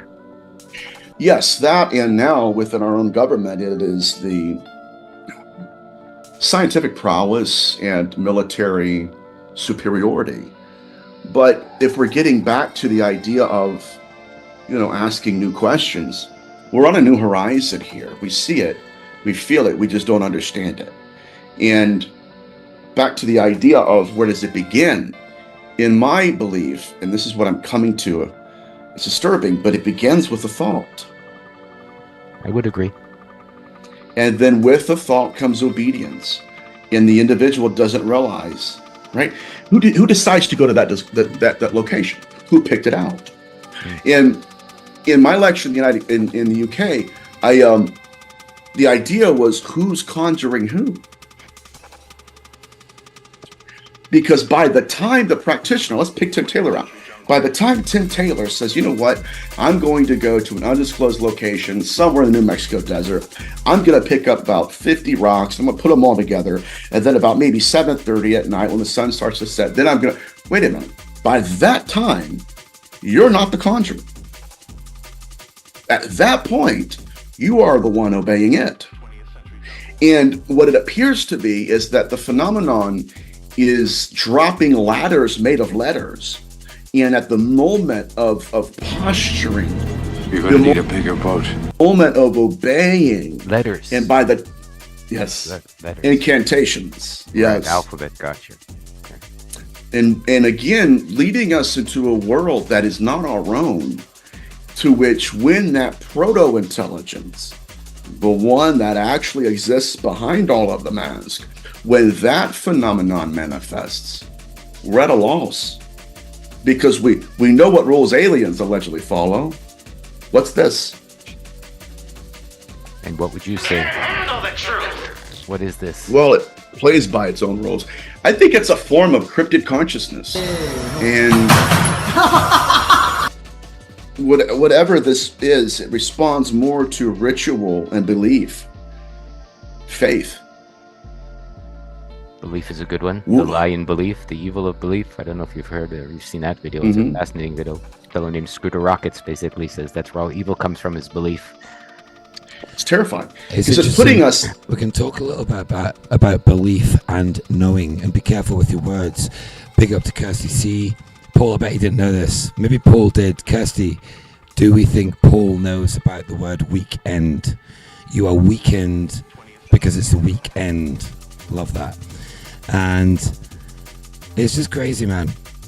It's crazy. This metaphysical realm that we're not told about and that's hidden from us. Like I said, it's forcing us into a conversation that I don't believe a lot of us want to have. Because if we look at let's do the law of percentages here. If the phenomenon is both scientific and ritual, or at least ritual magic, well, how much of that is the case? Is it 60-40? Right? And is it possible that technology is just them giving us what we want? And then at the end of the day, what are we giving them? Worship, belief, faith, build an altar. And unfortunately, again, right, absolutely. Yeah. So, and unfortunately, with today's researchers that are locked in this current, scientific model, if they don't go back to Mesopotamia, they don't go. If they're thinking, okay, I'm going to study the tree from its branches and not from its roots, then they'll never go back to the original historical context, right? To say, okay, where were these altars first built? Well, okay, and then start looking at behavioral patterns, right? Where they were built in the Levant. Where? Well, our ancestors believed that there were portals connected to where the phenomenon would respond to them in a quicker way. Well, yeah, that's what we're dealing with. And it's uncomfortable. I mean, I've seen and I fully believe, the pushing of the AI, which to me, and it's not my original idea, it's just the all-seeing eye, is maybe that's where these demons are hiding behind, the technology, the cell phones, obviously, all of these bits and pieces of tech, getting smaller and smaller and smaller, as you say, to the point where they're even putting them inside bodies at times, right? I've seen pictures anyways, I can't say for sure, but it seems to me it's a way of these beings gaining the control that they've been after for a long time. Absolutely. It's the replication of their species. In a lot of this, a few texts coming in here this morning. An alternative view on the Jimmy Savile story. This texter says, I wish everyone would stop criticising Jimmy Savile. He was a nice man. When I was 8, he fixed it for me to milk a cow blindfolded. That's a strange one. And actually, on the point of texts and tweets, unfortunately, earlier in the programme, I was the victim of a prank text about Jimmy Savile, which I mistakenly read out rather naively. I'm very sorry if I've caused any offence, but apologies, it was a genuine mistake. What it's about, everyone would stop criticising Jimmy Savile. He was a nice man. When I was 8, he fixed...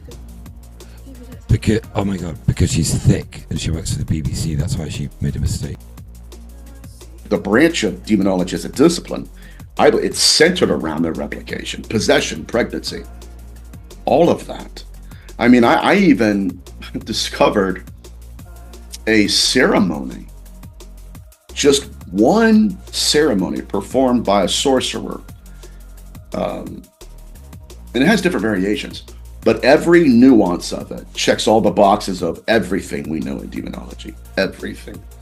Where if the sorcerer, the practitioner, is dying, he's inept, he will go and find a woman and inseminate her with the fetus, incubus. He puts her through a dream state, sometimes feeds her drugs to do so. Then he impregnates her.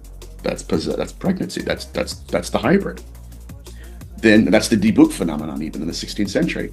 And then he tells the baby, the fetus, this is mine. Your body is mine. He commandeers the consciousness of that biological avatar. That's his now. And then he takes it. All of this could be seen as the missing fetus syndrome, but we weren't looking in that direction. We were looking at ET. not realizing there's an interconnectivity here with the occult that cannot be. Mr. Paul, I was born ready, mate. I shall message you on Twitter or Instascam. Ignored. Well, as a demonologist, let's say, what is your job? Well, my job is to look into the darkness and research it, study it, not to emulate it, not to worship it, not to exercise it. That's an exercise. But to gather information and insights so that whenever we do approach this, we have a little bit of a backstory, a little bit of a better grasp on it, to hopefully place us in a less dangerous position. Now, at this point, I'm looking for new vocabulary, right? Because there's something deeper at play, and it is Get to the chopper! So deep that I and others we often speak in paradoxes because the phenomenon is tying us into balls. But that's what I'm doing. Like even like I think you are my second to the last interview for the next couple of months because I've done hundreds, but now I'm to the point where I want to be silent, right? And I want to compile the research I've done and start to write out new vocabulary. Interesting to find new ways to be, new ways to relate, let's say, with what's going on. I would agree with you. I struggle daily to come up with new vocabulary or new ideas for what it is that I'm experiencing and why. Right. And to expand my consciousness. That was the best full English breakfast I've had since Gary Wilmot's wedding. It was very superb. Been told is possible. Right. And it will come at a price. What do you mean? It's interesting. Well, I've been threatened by the phenomenon before, and I just had an experience the other day that was working with Dr. Carla Turner before she died. He's very into my research and he's a supporter of the death, but he had a dream, and in the dream, one of the beings came to him and said, "Stop talking to Nathaniel Gillies. Stop looking at his research." And this is what's most interesting to me. Don't even speak his name.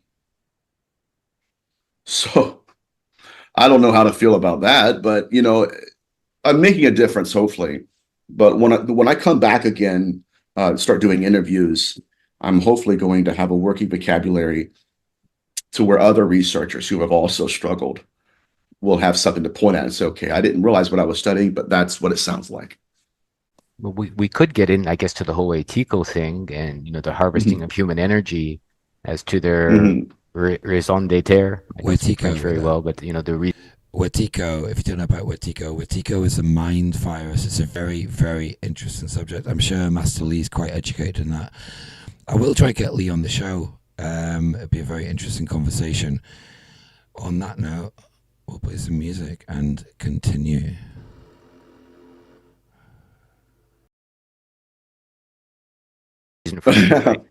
Why this is all. I mean, it could be very simple as far as the demonology and the demonists, and that at least some people have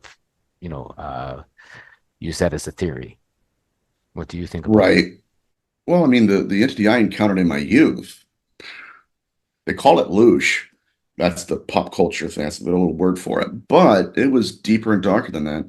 I mean, it would induce me into looping nightmares where I could not get out of it. Like, I'm there to witness, I'm there to watch. And it would go over and over again. And it was a repetitive nightmare that consisted of one individual putting a needle in his arm. And again, I was 8 years old, so I had no context to drug addiction, insulin, nothing. And that was one individual on the right. The one on the left would put a gun in his mouth, pull a trigger. And then you'd think I'd wake up, but then it would start back again.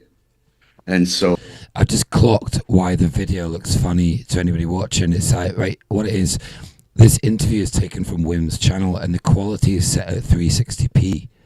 So that's why the video is a little bit pixelated. It's very low quality, although the quality, the content is quality, although the quality is not quality. When it would let me out of that nightmare, that's when I could feel it in the room.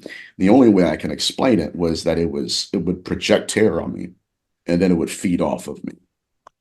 I had similar dreams when I was 8, or just out of kindergarten, being taken into Yeah. a wall when I was sleeping by a monstrous being, and wake up terrified in my bed, and have falling through the bottom and things like that. It's interesting that it happened to me too at a very young age. Yeah. I guess you could say the attempted possession at the time, you just thought, oh, I just had a bad dream, or there's a monster under the Correct. bed. It seems like a lot of Right. children have this experience. A lot of Yeah. mythology and fairy tales seem to allude to that. Correct. And I'm friends with a lot of researchers right now that was their origin story. It's like, that's why, sadly enough. That's why earlier I was playing a bit of Tibet, because the Nazis, the Germans, were in Tibet. There's some really strange pictures of apparent. It looks real, but these weird advanced tech alien stuff, and that's why I wanted to talk a little bit about Tibet and about China, because these fuckers have stolen what we should know. We don't really know why that's the case. Obviously, I think I was being targeted, and maybe you as well, where it for some reason, to feed off of the innocence, maybe it's a flavor or something, because I know for me, I could hear it walking in the living room. I could hear conversations going on above my head. So, and what's so fascinating to me, at least, is later on, like now I'm 35, I know researchers that have been doing this longer than I've been alive, and they're like, "Yo, yeah, that's called direct voice phenomenon." I'm like, "Do what?" "Yeah, that's when they're talking to you, not through an EVP. They're talking directly to you." I had no idea. That was occurring to me at 8 years old. So, some of this has to be initiation, or at least testing our senses into that. Gouge his eyes! And that could be for a good or bad reason. Maybe hardening you for your future vocation. True. And that's the way I look at it. That's the way I have to look at it. Well, maybe we can talk about some of the tech you mentioned earlier. Yeah. And in terms of what they've inspired, or like what that looks like, what that could be, how you want to tie it into maybe the modern age, and CERN and cell phones and the 5G and all of these things, the new diseases supposedly coming, all those sorts of things, which to me, I think it's all tied back into this personally, but that's just my opinion. Oh, it's a huge possibility, a huge probability, because MK, I'm sure you did too. I'm watching from the pirate ship. It's not just that our government was... I have to keep my mods in check. We run a tight ship here. Talking to these beings and giving impartations of technology, but they were trying to disseminate that into our military-industrial complex. Now...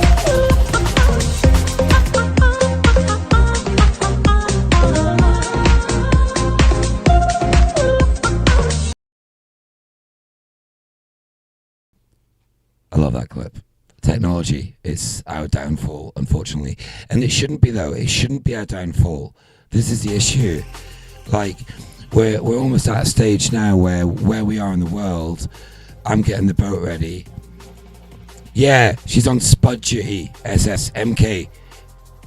In the cabin, you're peeling spuds for the rest of the week. Tight ship we run here. Tight fucking ship. Anyway... But that's it, like, this technology, it could be, it's fine, MK, I'm joking. Our world could be so different. It could be so benevolent. But it's not, because the Nephilim are here. These Nephilim... Paul, how'd you know that, you bastard? He's spying on me, that Paul's sneaky little Robert, isn't he?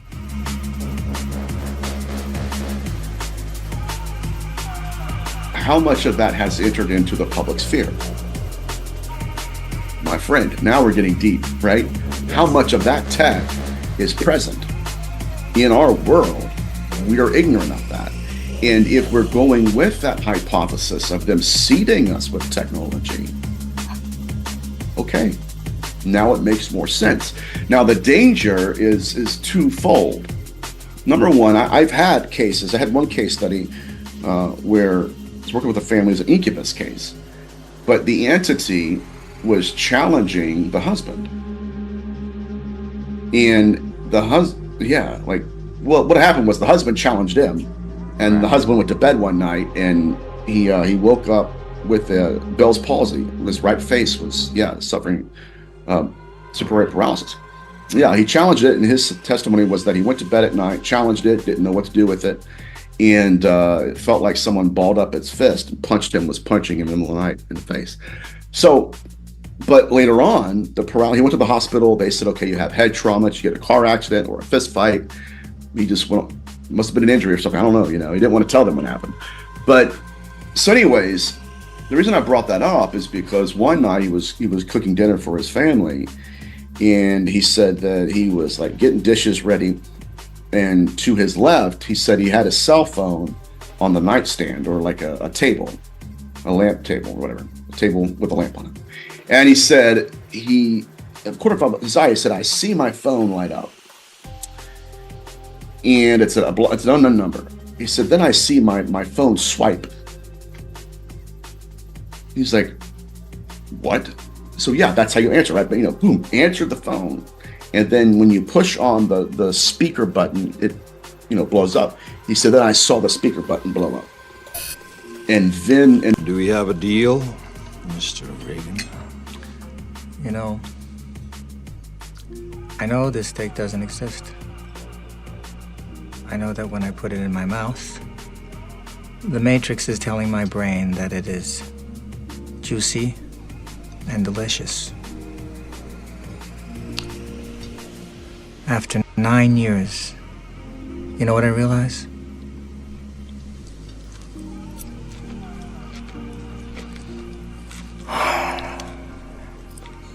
Ignorance is bliss. The entity began to converse with me, called him by name, and said, come over and talk to me. So, this is the problem where... I'm sorry? I'm not surprised. Right. This is the problem with Elon Musk. Again, they're grooming the human condition. Elon Musk just recently came forward and said that one of the goals and fears, if you will, of Neuralink is that it creates a symbiotic relationship with the person it's implanted into. So, whatever we're dealing with, if they are seeding us with technology, we have a serious problem. I think they only admit to what's already happening, in my opinion. It's like the chemtrails. Right. They're admitting to it now that it's You're going to need a bigger boat. For supposedly helping, the climate BS on the planet. But, I've been seeing them There's for 2 30, keys 40 years already. So to success in the drum and bass business. First of all, you got to stay relaxed. Yeah. Second of all, you make tunes. Yeah, I make tunes, yeah. How many times a week? Like, three, four times, maybe. I gotta pump those numbers up. Those are rookie numbers in this racket. I myself. If you're enjoying the show, do give the show a like, kick butt it, head butt it, punch it, hit the fucking like button, please. Thank you very much. I make tunes at least twice a day. Wow. Once in the morning, right after I work out, and then once right after lunch. Really? Mm-hmm. Okay? I want to. That's not why I do it. Mm-hmm. I do it because I need to. Think about it. You're dealing with numbers all day long. Mm-hmm. Decimal points, high frequencies. Bang, bang, bang. Digits. All very acidic, above the shoulders mustard. Mm-hmm. All right? Mm-hmm. It kind of can wig some people out. Mm-hmm. Right. You got to feed the geese to keep the blood flowing. Mm-hmm. Now keep the rhythm below the belt. Admitting to it like a symbiotic relationship. What do they even mean by that? How would you define a symbiotic relationship? Yeah. Well, yeah, that's just one-sided right now because we know what we're getting from it. What is it getting from us? Well, that's unique. What are people getting? I mean, they think they're getting that, ease of that's life. Interesting, let's say. Right? Stop it right there. What is it getting from us? That's super interesting, and it goes really deep. We talk about loosh. It's a very real thing, but what are they getting from us? What I don't like the Bible. I think a lot of it's like a script for this realm, etc. Quran also. And what do they get from us? This world is energetic. It's electric. Talk about Lou-Cypher. Talk about, I'm not got a clip here, but talk about what do they get from us? They take our energy, and it's nuts. It's like a bit off topic, but this meme Mark Pajersky posted. It's like another celebrity on their way to tell me that I need to drink from a fucking paper straw to save the environment. These people are all infected with these evil spirits. That's what's happened. It's crazy. Too crazy. It's almost like we live in fucking hell. That's conspiracy. You've been watching too much YouTube, Rob. You're acting crazy. No, do you know what? We're the normies. Stop calling the normies normies. They're the crazy ones. We're actually the fucking normal ones. There you go. How about that? Friday night, it's EKoM Friday. About half an hour to go, okay, guys? Higher technology, advanced. I don't know what it is. What do people think they're getting from this? What would you say? From this so-called symbiotic relationship. Oh no! Now we're entering into their world and into their minds. Right. Worship. Our ancestors believed, and they were told. This is in a paper about the Rephaim in biblical antiquity.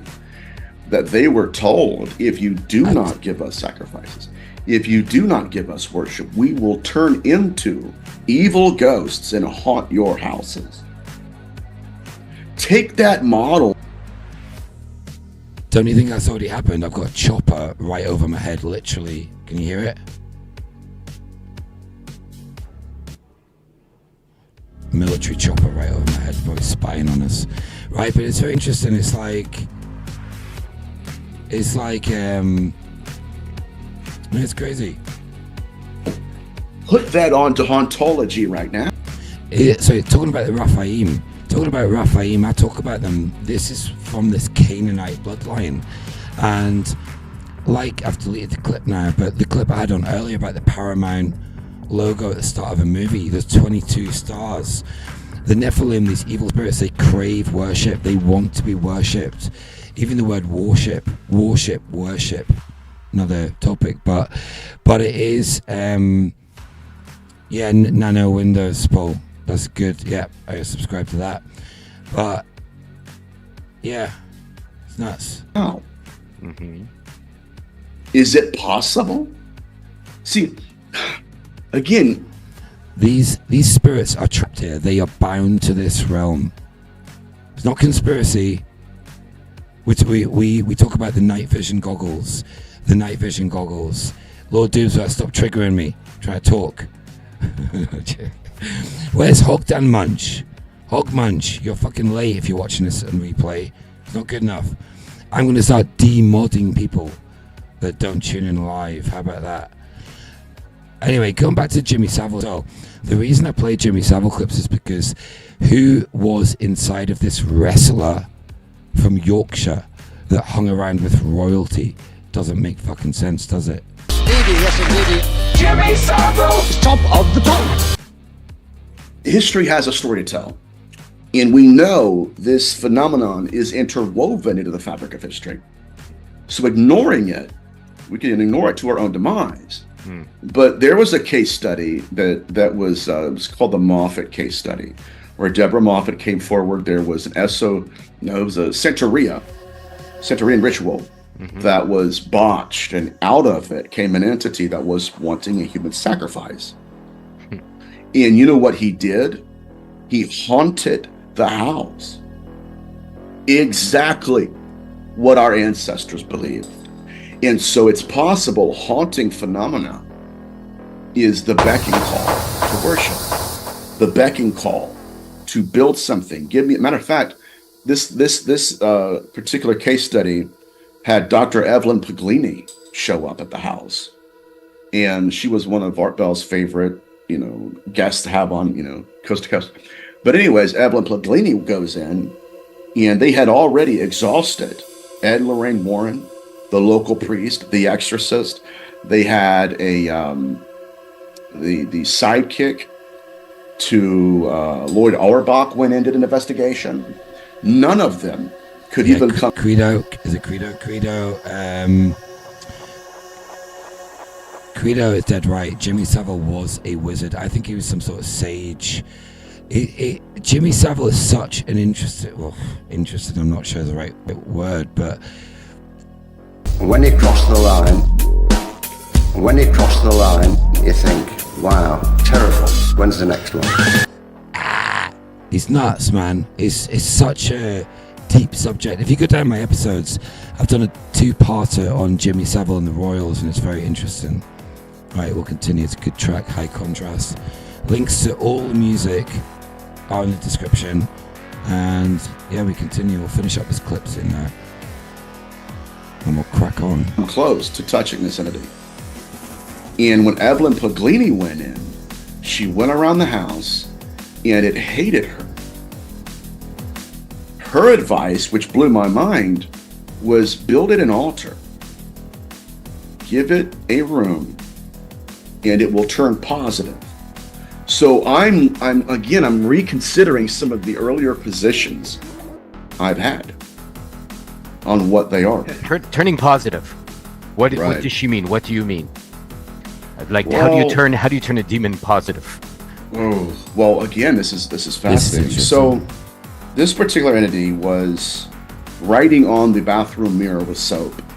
He said that he was sort of like a priest at one time, or a druid. Yes, this is crazy.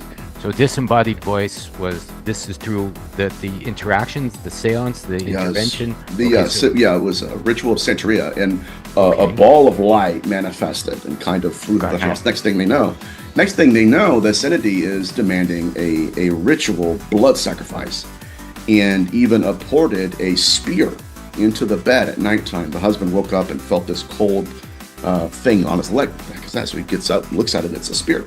Okay. So they took it to the Natural History Museum, had it tested, and that was a spear designed for blood sacrifice, not for war. So they want a human or any animal? Human. Is that what they were asking for in this particular? Absolutely. Where's the positive? Where's the turning? There's no positive there. So the idea, though, right? Yeah. Well, I don't buy into that. Just give what they want. No, they're going to want something again. But that was Evelyn Puglini's theory, was that give it a safe space or a sacred space, build an altar, commune with it. But at that point, that becomes a deity, and now it has a role, but. Gouge his I don't eyes! believe, again, there was never, she never actually did that, right? To where we had enough evidence from the case study to say, okay, this is how it responded. Paul, what do you reckon, at the very end of it. I checked KSTC, the spear is reaps, very interesting. Paul, what do you think about weekend? You're weakened by the weekend. I thought it was very interesting. Credits to Kirsty. It was the mother-in-law, it was actually her mother-in-law that was promised to her through a ritual. Isn't that convenient? What does that mean, her mother-in-law? Yeah, but what do you mean her mother?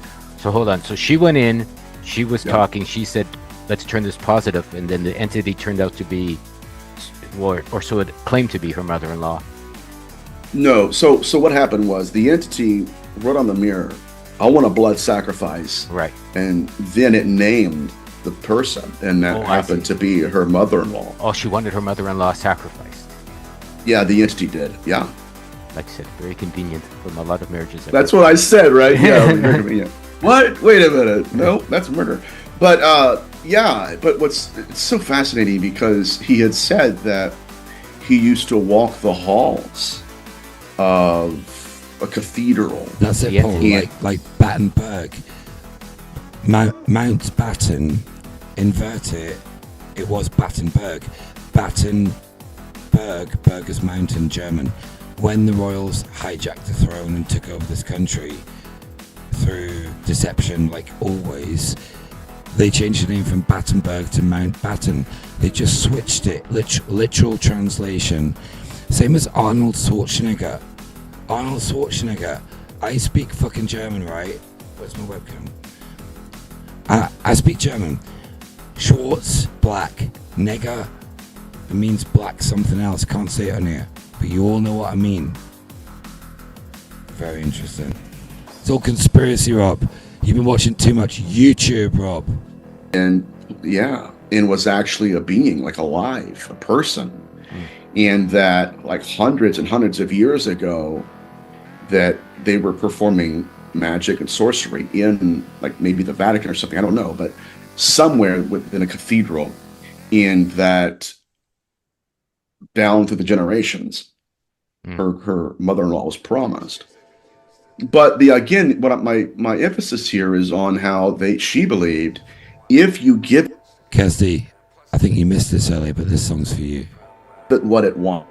Okay, so we were discussing after the demons of technology seemed to jump in and separate us for a second, the positive aspects of what was being suggested to build that altar. So what do you think was going on in this specific altercation? I don't know. What disturbs me the most about this case study is the way he was using terror to recruit.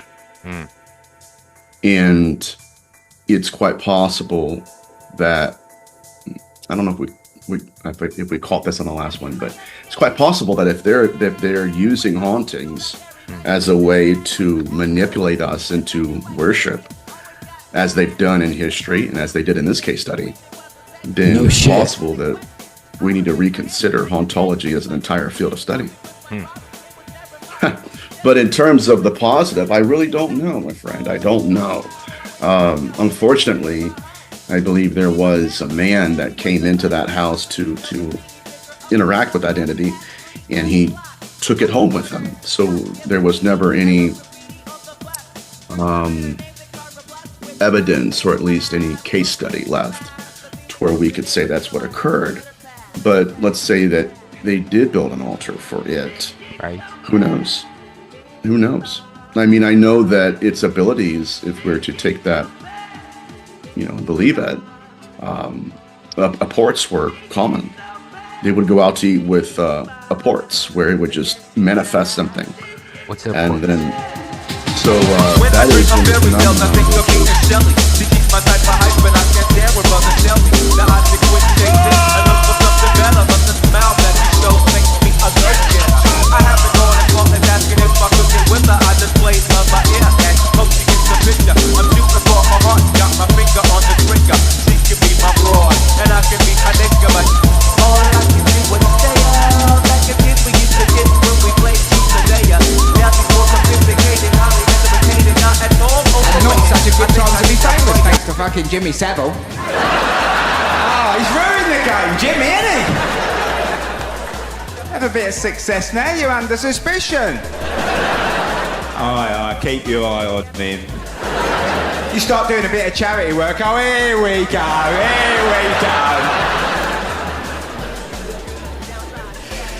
How did we not know he was a nonce?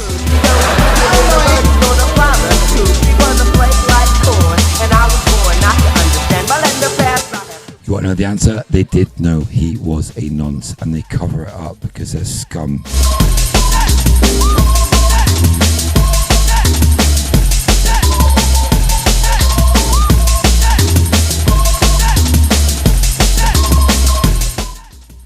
Right, back. 5 minutes left this episode. 5 minutes. I want to play music. 5 minutes to go. We finish this clip off, okay? Create a construct, or literally just manifest something that doesn't belong where you're at. And so they would go out to eat with a friend down the street, and the friend would say, okay, I'm going to go ahead and pay, thinking he's, a big shot. He looks for his wallet and it's gone. They would go back home and they would open up the mailbox and there's the wallet. So it played games with them. But so I don't really know. Unfortunately, we don't know what the good side would have been if there would have been a good side. Who knows? They could have just, again, keep manipulating them, working them in different situations. But it does imply that our ancestors were partially correct in that some of these beings will demand worship and demand something from us. And then as a way of punishing us, here you go. I'm going to manifest a ghost, or I'm going to haunt you into obedience. And that's not cool. And again, like I said before, that causes me concern, because how many case studies have we heard in ontology where, like, again, my experience, apparitions, beings speaking in the middle of the night, all of this could have stemmed from an entity hoping that we knew what it wanted. Which is worship, is what you mean by worship. Worship. Oh, worship. Yeah, give me a sacred space. And then again, I'm just theorizing here, but there's a lot, I believe, that, at least from my perspective, that we have to reconsider, because we've taken everything for granted, saying, okay, well, yeah, we know what that is. And this new research that's coming forward, I don't think we have a clue. And it's possible that the phenomenon led us into these pig trails, these gloomy labyrinths of deception for a reason. Maybe just to distract us while he keeps feasting. Right. Yeah, look up there, not down here. Right? Look up. I wasn't thinking, I was drunk. They're not in here. Right, I would say that would be the case. I mean, if you talked originally when we first started chatting about a singular consciousness, right, instead of a multiple one. Would you take the tack, let's say, of saying that could be part of the hive mind of with multiple, right. Like an ant colony, let's say, or a bee colony, something of that nature? Yes. Yeah, I'm leaning more towards that every day, because even with the hybrids, you could have 1,000 different avatars, but one consciousness. And we've heard of that in some of the ufological case studies, for instance, like the Rendlesham Forest. The Rendlesham Forest case study, where the military personnel are out there and they see this thing land, and there were beings that were outside on the ground, walking, looking around. And one witness said that all of them, when they were ready to leave, all of them in unison looked up. I mean, I would go so far as to say, living in Japan, seems to me 89 to 95% of the women here now all look the same. I'll have the same look in their eye. I'll carry the same cell phone. I'll have the same hairstyle. I'll wear the same makeup. I'll look, for lack of a better way to put it, very unloving when you look in their eyes these days. Like, I find the opposite. It's a shock for me to see a loving look in a person's eye when I'm walking around. The opposite is almost always the case. To me, they seem haunted or infected or invaded. Well, in the Apocrypha of John, it was a Gnostic text. It was a commentary on the Apocrypha. The Apocrypha is so interesting, right? The Apocrypha, what was it? It's a book of, it's all the information that was taken out of the Bible. That is the Apocrypha. So if you read the Apocrypha, you soon get to the bottom of it. Portions of the hybridization program. It had all these different nuances to it. They manifested to women in the images of their lovers, their husbands, the whole incubus Nephilim thing. But it said that they made copies of bodies. So you can have, again, 100 different bodies, and you kill one, it doesn't matter, that consciousness, the host consciousness, gone. But this is so outlandish and out there, but I believe absolutely we have to think outside of the box, because this phenomenon has been burying us in intellectual coffins, and I believe it's time for a revival. Emotional coffins, intellectual coffins, life coffins, yeah. all of these things. All right, well, Nathaniel, I mean, is there any way you'd like to leave our viewers, like how can they reach out to you? How can they support you? What are you doing now? What will you be doing over the next couple of months before you're back in the public eye? Yeah, I have one more interview, and then I'm taking probably 2 months off. I'm going to be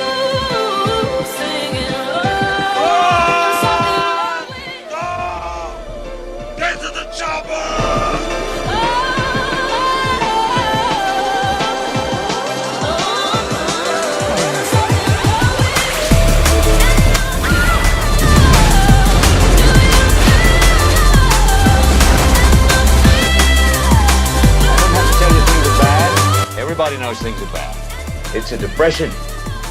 Everybody's out of work or scared of losing their job. Cheers, Paul. Dollar buys Thanks, a buddy. nickel's worth. Banks are going bust. Shopkeepers keep a gun under the counter. Punks are running wild in the street, and there's nobody anywhere who seems to know what to do, and there's no end to it. We know the air is unfit to breathe, and our food is unfit to eat. We sit watching our TVs while some local newscaster tells us that today we had 15 homicides and 63 violent crimes, as if that's the way it's supposed to be. We know things are bad, worse than bad. They're crazy. It's like everything everywhere is going crazy, so we don't... This Friday morning plus lots. All your photos, put a bit of smoke. Smoke in your face.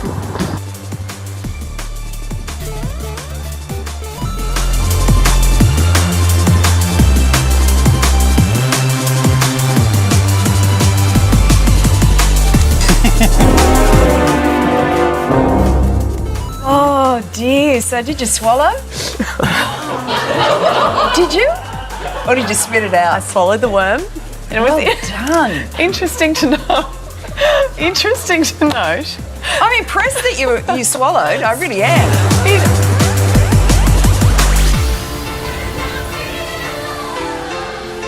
Gouge his eyes!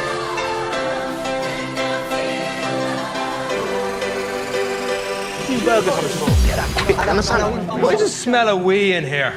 The fuck is this joke, man? Don't stand near me, son. Got your mouthwash muddled up with cat piss. Take 2 steps back and wait your turn. Fuck off, old man. I'll wet you. The only thing you can wet's your underpants, son. Now, back 2 steps. Yeah? Do it. Fucking do it, man. Fucking do it. Now, if you're gonna stab trigger. What are you, like a 4 Tops tribute act or something? Come on, what do you got for me? What do you got for me? Now make it quick. Make it funny.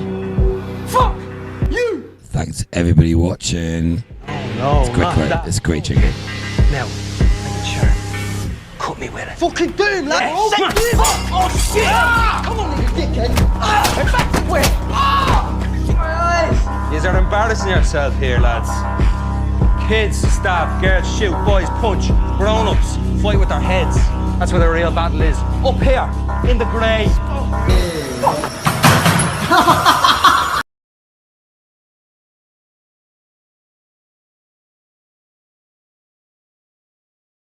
First mistake of the show.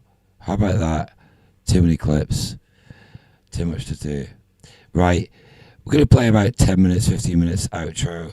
We got some music if I can fucking find it. This will do for a minute while I talk. So big up to everybody watching. It's been a good show, a bit stressful with tech. ZYX Red Bull Vodka, yeah. You know what? You do this for like a couple hours and your head goes with all the clips and you end up staring at the screen trying to find clips that you can't fucking see that are there. It's just funny. So, yeah.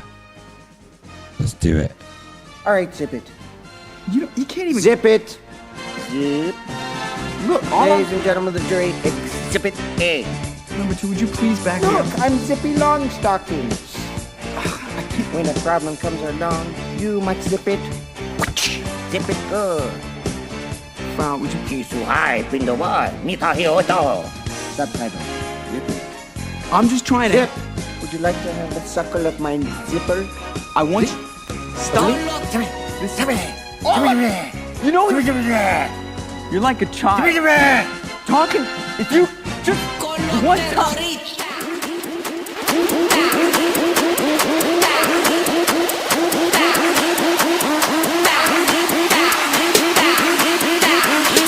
Oh, they hate me. They hate me, this platform. I'm surprised I'm still up here. It's only because I'm good at what I do. We're still up here streaming every Friday with all the dark AI tech against us. But we love it. Big love, big love, big love. Turn it up. We'll play some music on the way out. Do give the show a like. Good likes, actually. Looking at the numbers. Turn it up. Good song. Spectrum Analyzer. High contrast. Link is in the description. Don't ask me for it. Recent events indicate this is AI. There is a dark force out there intent on doing us harm. Gouge his eyes!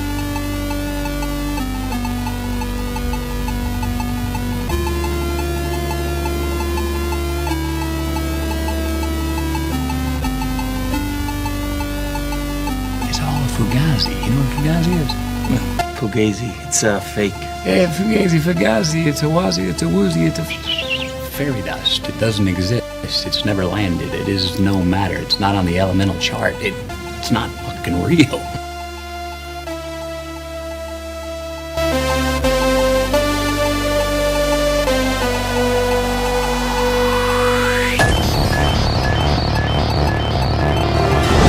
Mr. Anderson, welcome back.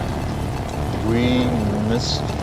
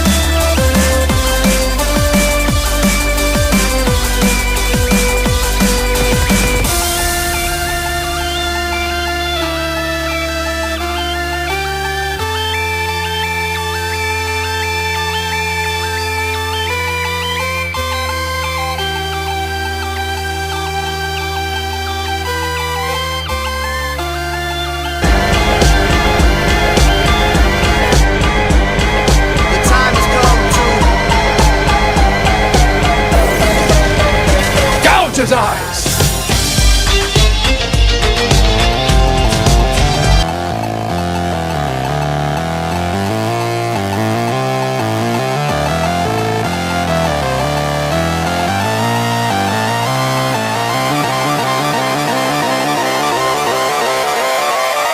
There's two keys to success in the drum and bass business.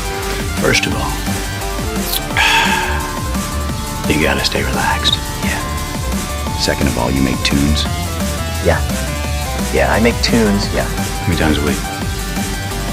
Like three, four times maybe. I gotta pump those numbers up. Those are rookie numbers in this racket. I myself, I make tunes at least twice a day.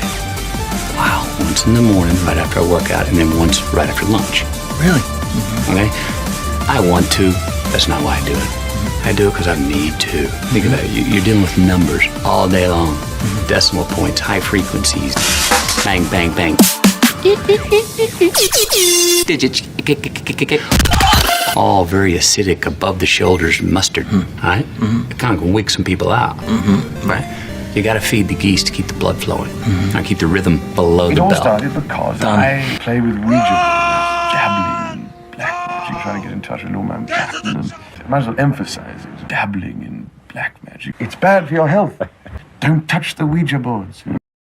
Right, last one song and one video, then we're finishing up. Thanks all for watching. Love you all. This is High Contrast actually singing. He's a very talented guy. I've met him a few times. Link is in the description.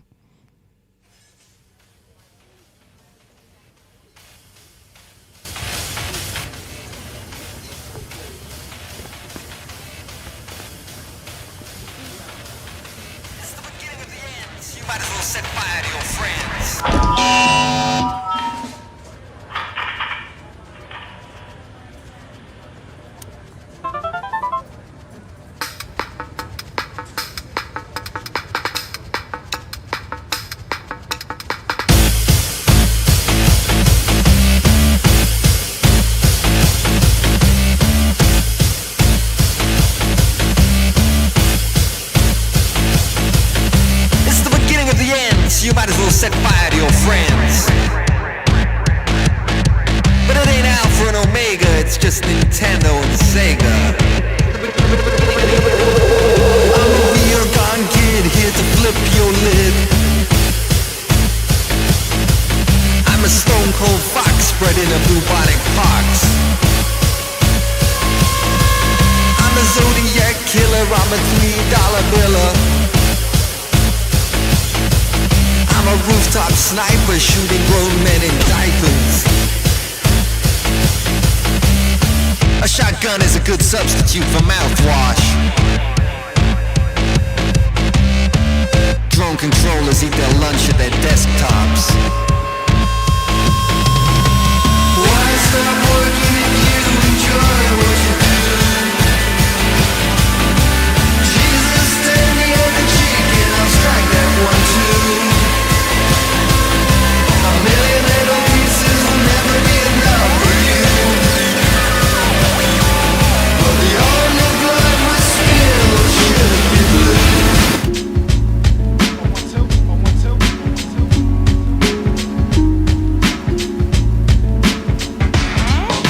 Take me down, 6 underground, the ground beneath your feet. Laid out low, nothing to go, nowhere away to meet. I've got a head full of drought down here, so far off losing out. Round here, overground. Watch this space, I'm open to falling from grace.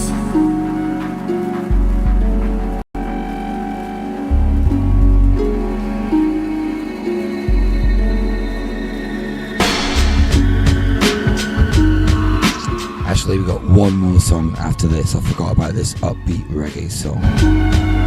She'll do it in a minute. Calm it down, bring it round to way high up your street.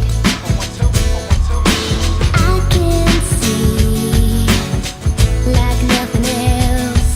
In me, you're better than I wanna be. Don't think 'cause I understand. I care. Don't think 'cause I'm talking. We're friends. Overground. Watch this space. I'm open to falling from grace. Talk me down, safe and sound.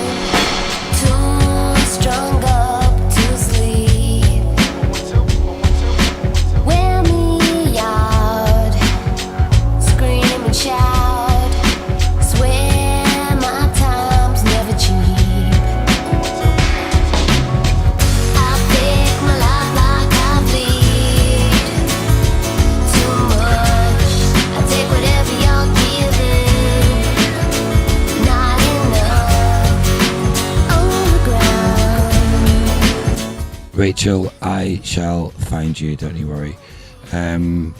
Guys, I'll tell you all, I've created a group, a community, it's about 25, 30 people, a couple of famous people in it, and it's all my closest friends, and honestly, it's such a good community. Everybody's on a really, really high level of consciousness.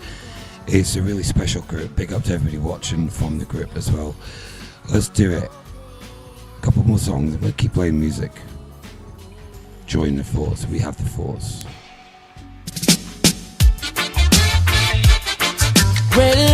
Turn it up, it's EKoM Friday, we're playing it out. Do give it a like on your way out. Thanks, guys. This is Chronix, Here Come the Trouble. Left and right, just how just I come. Left and right, ooh yeah. And like, this royal event, the Order of the Garter, oh my god. start recruit soldiers for Selassie army. Hey, here comes trouble, here comes the danger. Welcome the savior, welcome the Rasta youths. You're not for axes who are the general issue in a warning. Job people them a ball, said them tired of me. Red Bull Vodka. Click in the description. Anybody wants to join my groups, go in the description under the video. All of my groups are listed there. There you go. Creation, occupy the motherland, calling all soldiers to kindly tread along. From creation, he writing a job plan, but chronics can't do it alone. So I'm recruiting soldiers coming from near and far. I choose executing Selassie. Thanks, Kirsty. Rastafari troops, and them say here comes trouble, here comes the danger, sent by the savior, welcome the Rasta youths. I'm on a start recruit soldiers for Selassie army. Hey, here comes trouble, here comes the danger, welcome the savior, welcome the Rasta youths. You're not for axes who are the general issue in a warning, boy. Waving the banner red, green and gold. It is such an honor prophecy. Mr. Anderson, welcome back. We missed that Jesus told. Rasta youth must in every day. Right, I feel like doing a little bit of pirate DJ. Should I do pirate DJ for like half an hour or not? Let me know in the chat. Thank you very much. Alone, Rasta recruiting soldiers coming from near and far. I choose executing Selassie works and build Rastafari troops. Here comes trouble, here comes the danger, sent by the savior, welcome the Rasta youth. I and I start recruit soldiers for Selassie army. Hey, here comes trouble, here comes the danger, welcome the savior, welcome the Rasta youths. You're not for axes who are the general issue in a warning. Hey, left or right, the soldiers are gone. Left, right, the soldiers are gone. Hey. So funny the lyrics. Like, look, left, right, the soldiers they come. Look on screen. How many of these fuckers on screen have been in battle? How many of these fuckers have led the troops, charging on a horse, slaying fucking, you know? Oh man, it's cosplay. Look, Kaiser Charlie. I mean, oh god. I'm not sure if the Pope's Catholic, Jane. Here comes trouble, my friend. I think he's a Satanist. Worshipping Dagon. Hey, and then say, here comes trouble, here comes the danger, here comes trouble. Hey. Boo-ah, boo-ah, boo-ah, boo-ah. Here comes trouble, here comes the danger, sent by the savior, welcome the Rasta.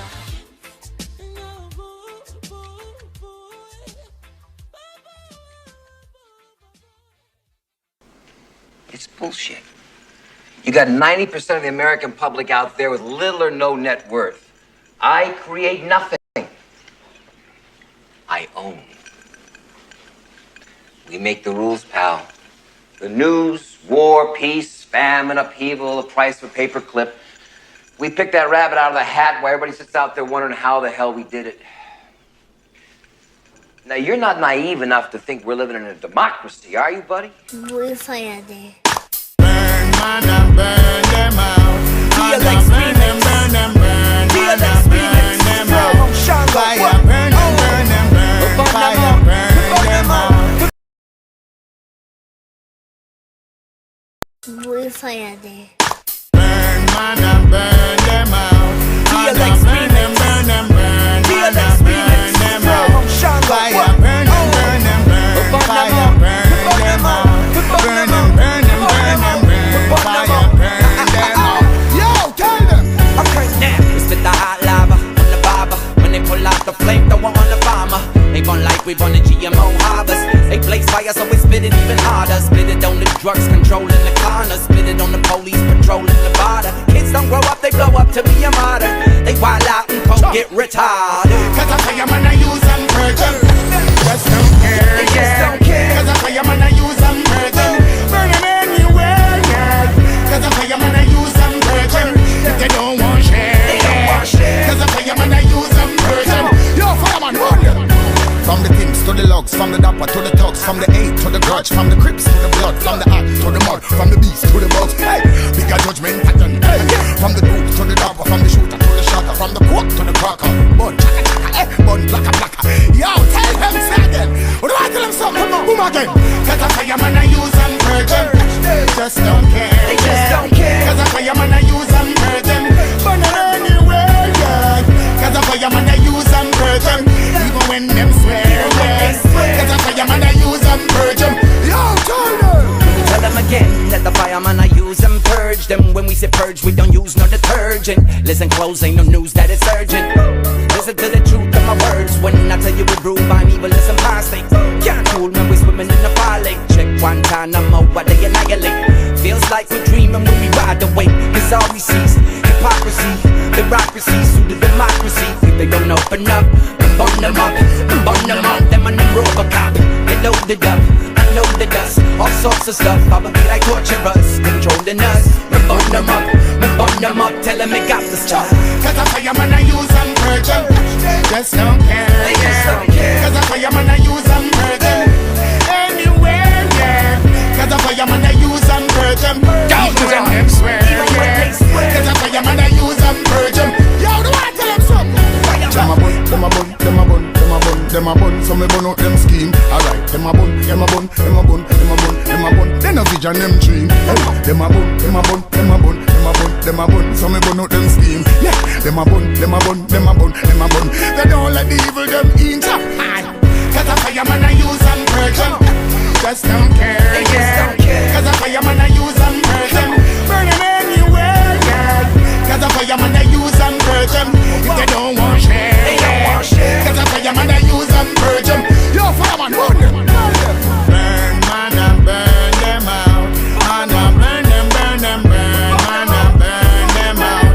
Fire, burn them, burn them, burn. Man, and burn them out. Fire, burn them, burn them, burn. Man, and burn them out. Love your stuff.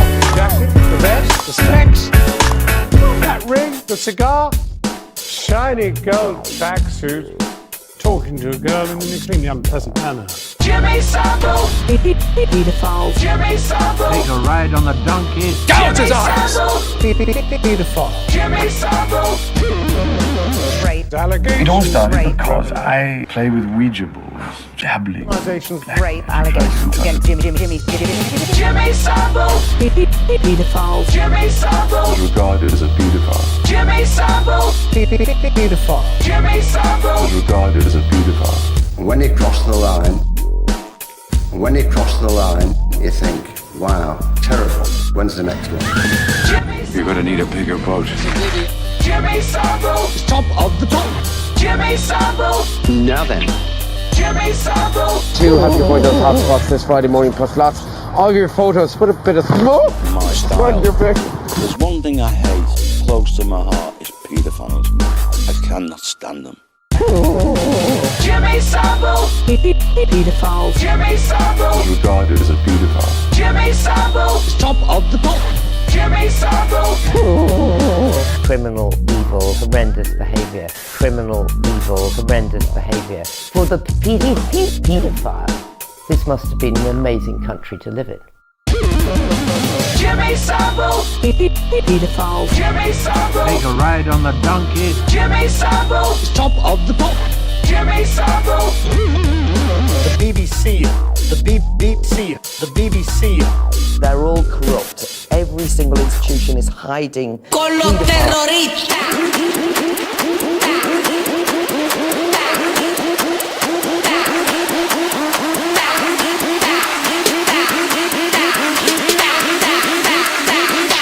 They do the Harlem Shake.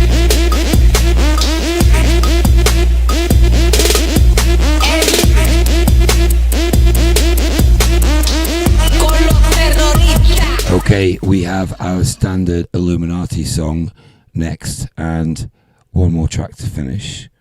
We keep going. Should we keep going? I don't know. It's fun to play music. 33 watching. How about that? What a surprise. Illuminati. We all want to be in the club. Yeah, right. Illuminati.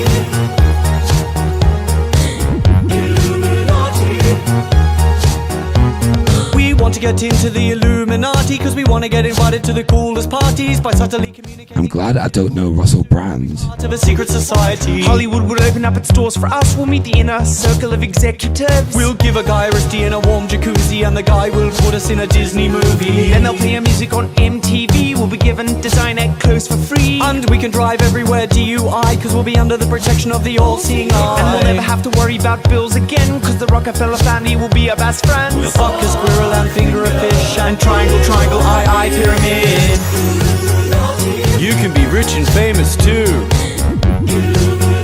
I love the establishment, yay! We want to get into the Illuminati, and we want to hang out with Jay-Z and Beyonce. We want to sell our souls in a billion records and bow before our reptilian overlords. Then the enlightened few will bring us into the fold, where we'll be told secrets of old, like why the CIA killed JFK, and why on earth the moon landing was fake. Being Illuminati will be so much fun. We'll learn the truth about Area 51. They'll tell us where Flight MH370 is and which politicians like to fuck kids. We'll get 1 million followers on Instagram. We'll have the whole wide world in our hearts. The Rothschilds will take us to Bohemian Grove, where it's likely that we'll both be murdered and cloned.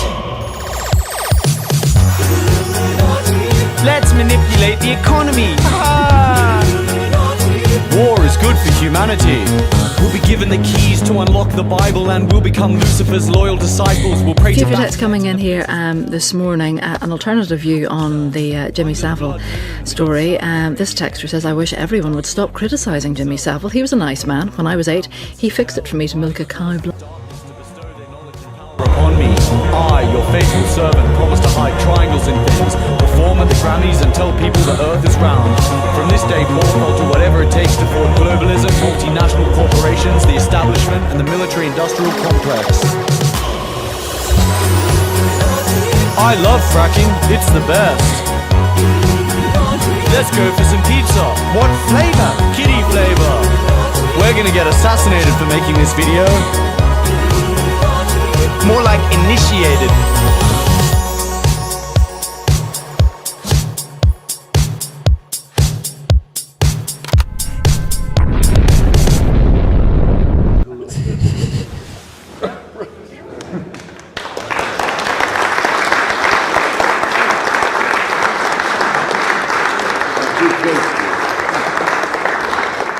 It's remarkable actually how it has turned out. Has it changed that much since you last saw it? A little bit.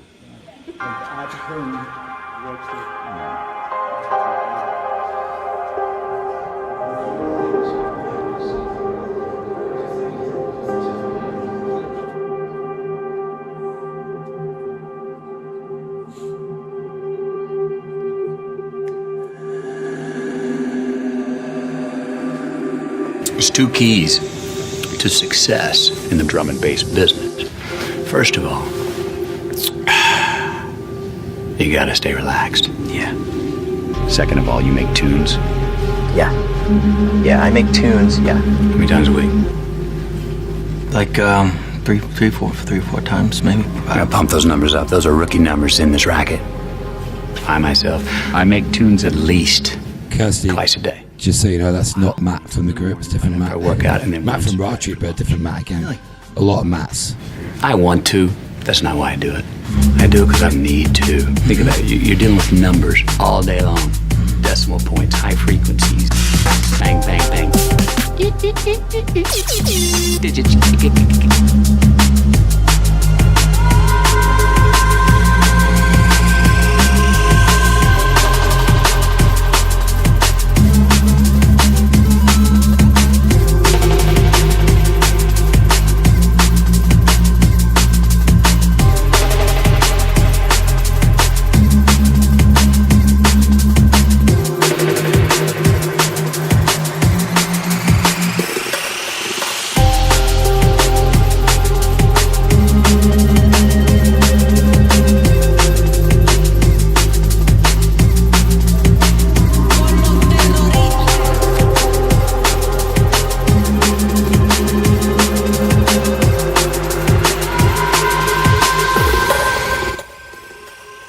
Stream's been taken down.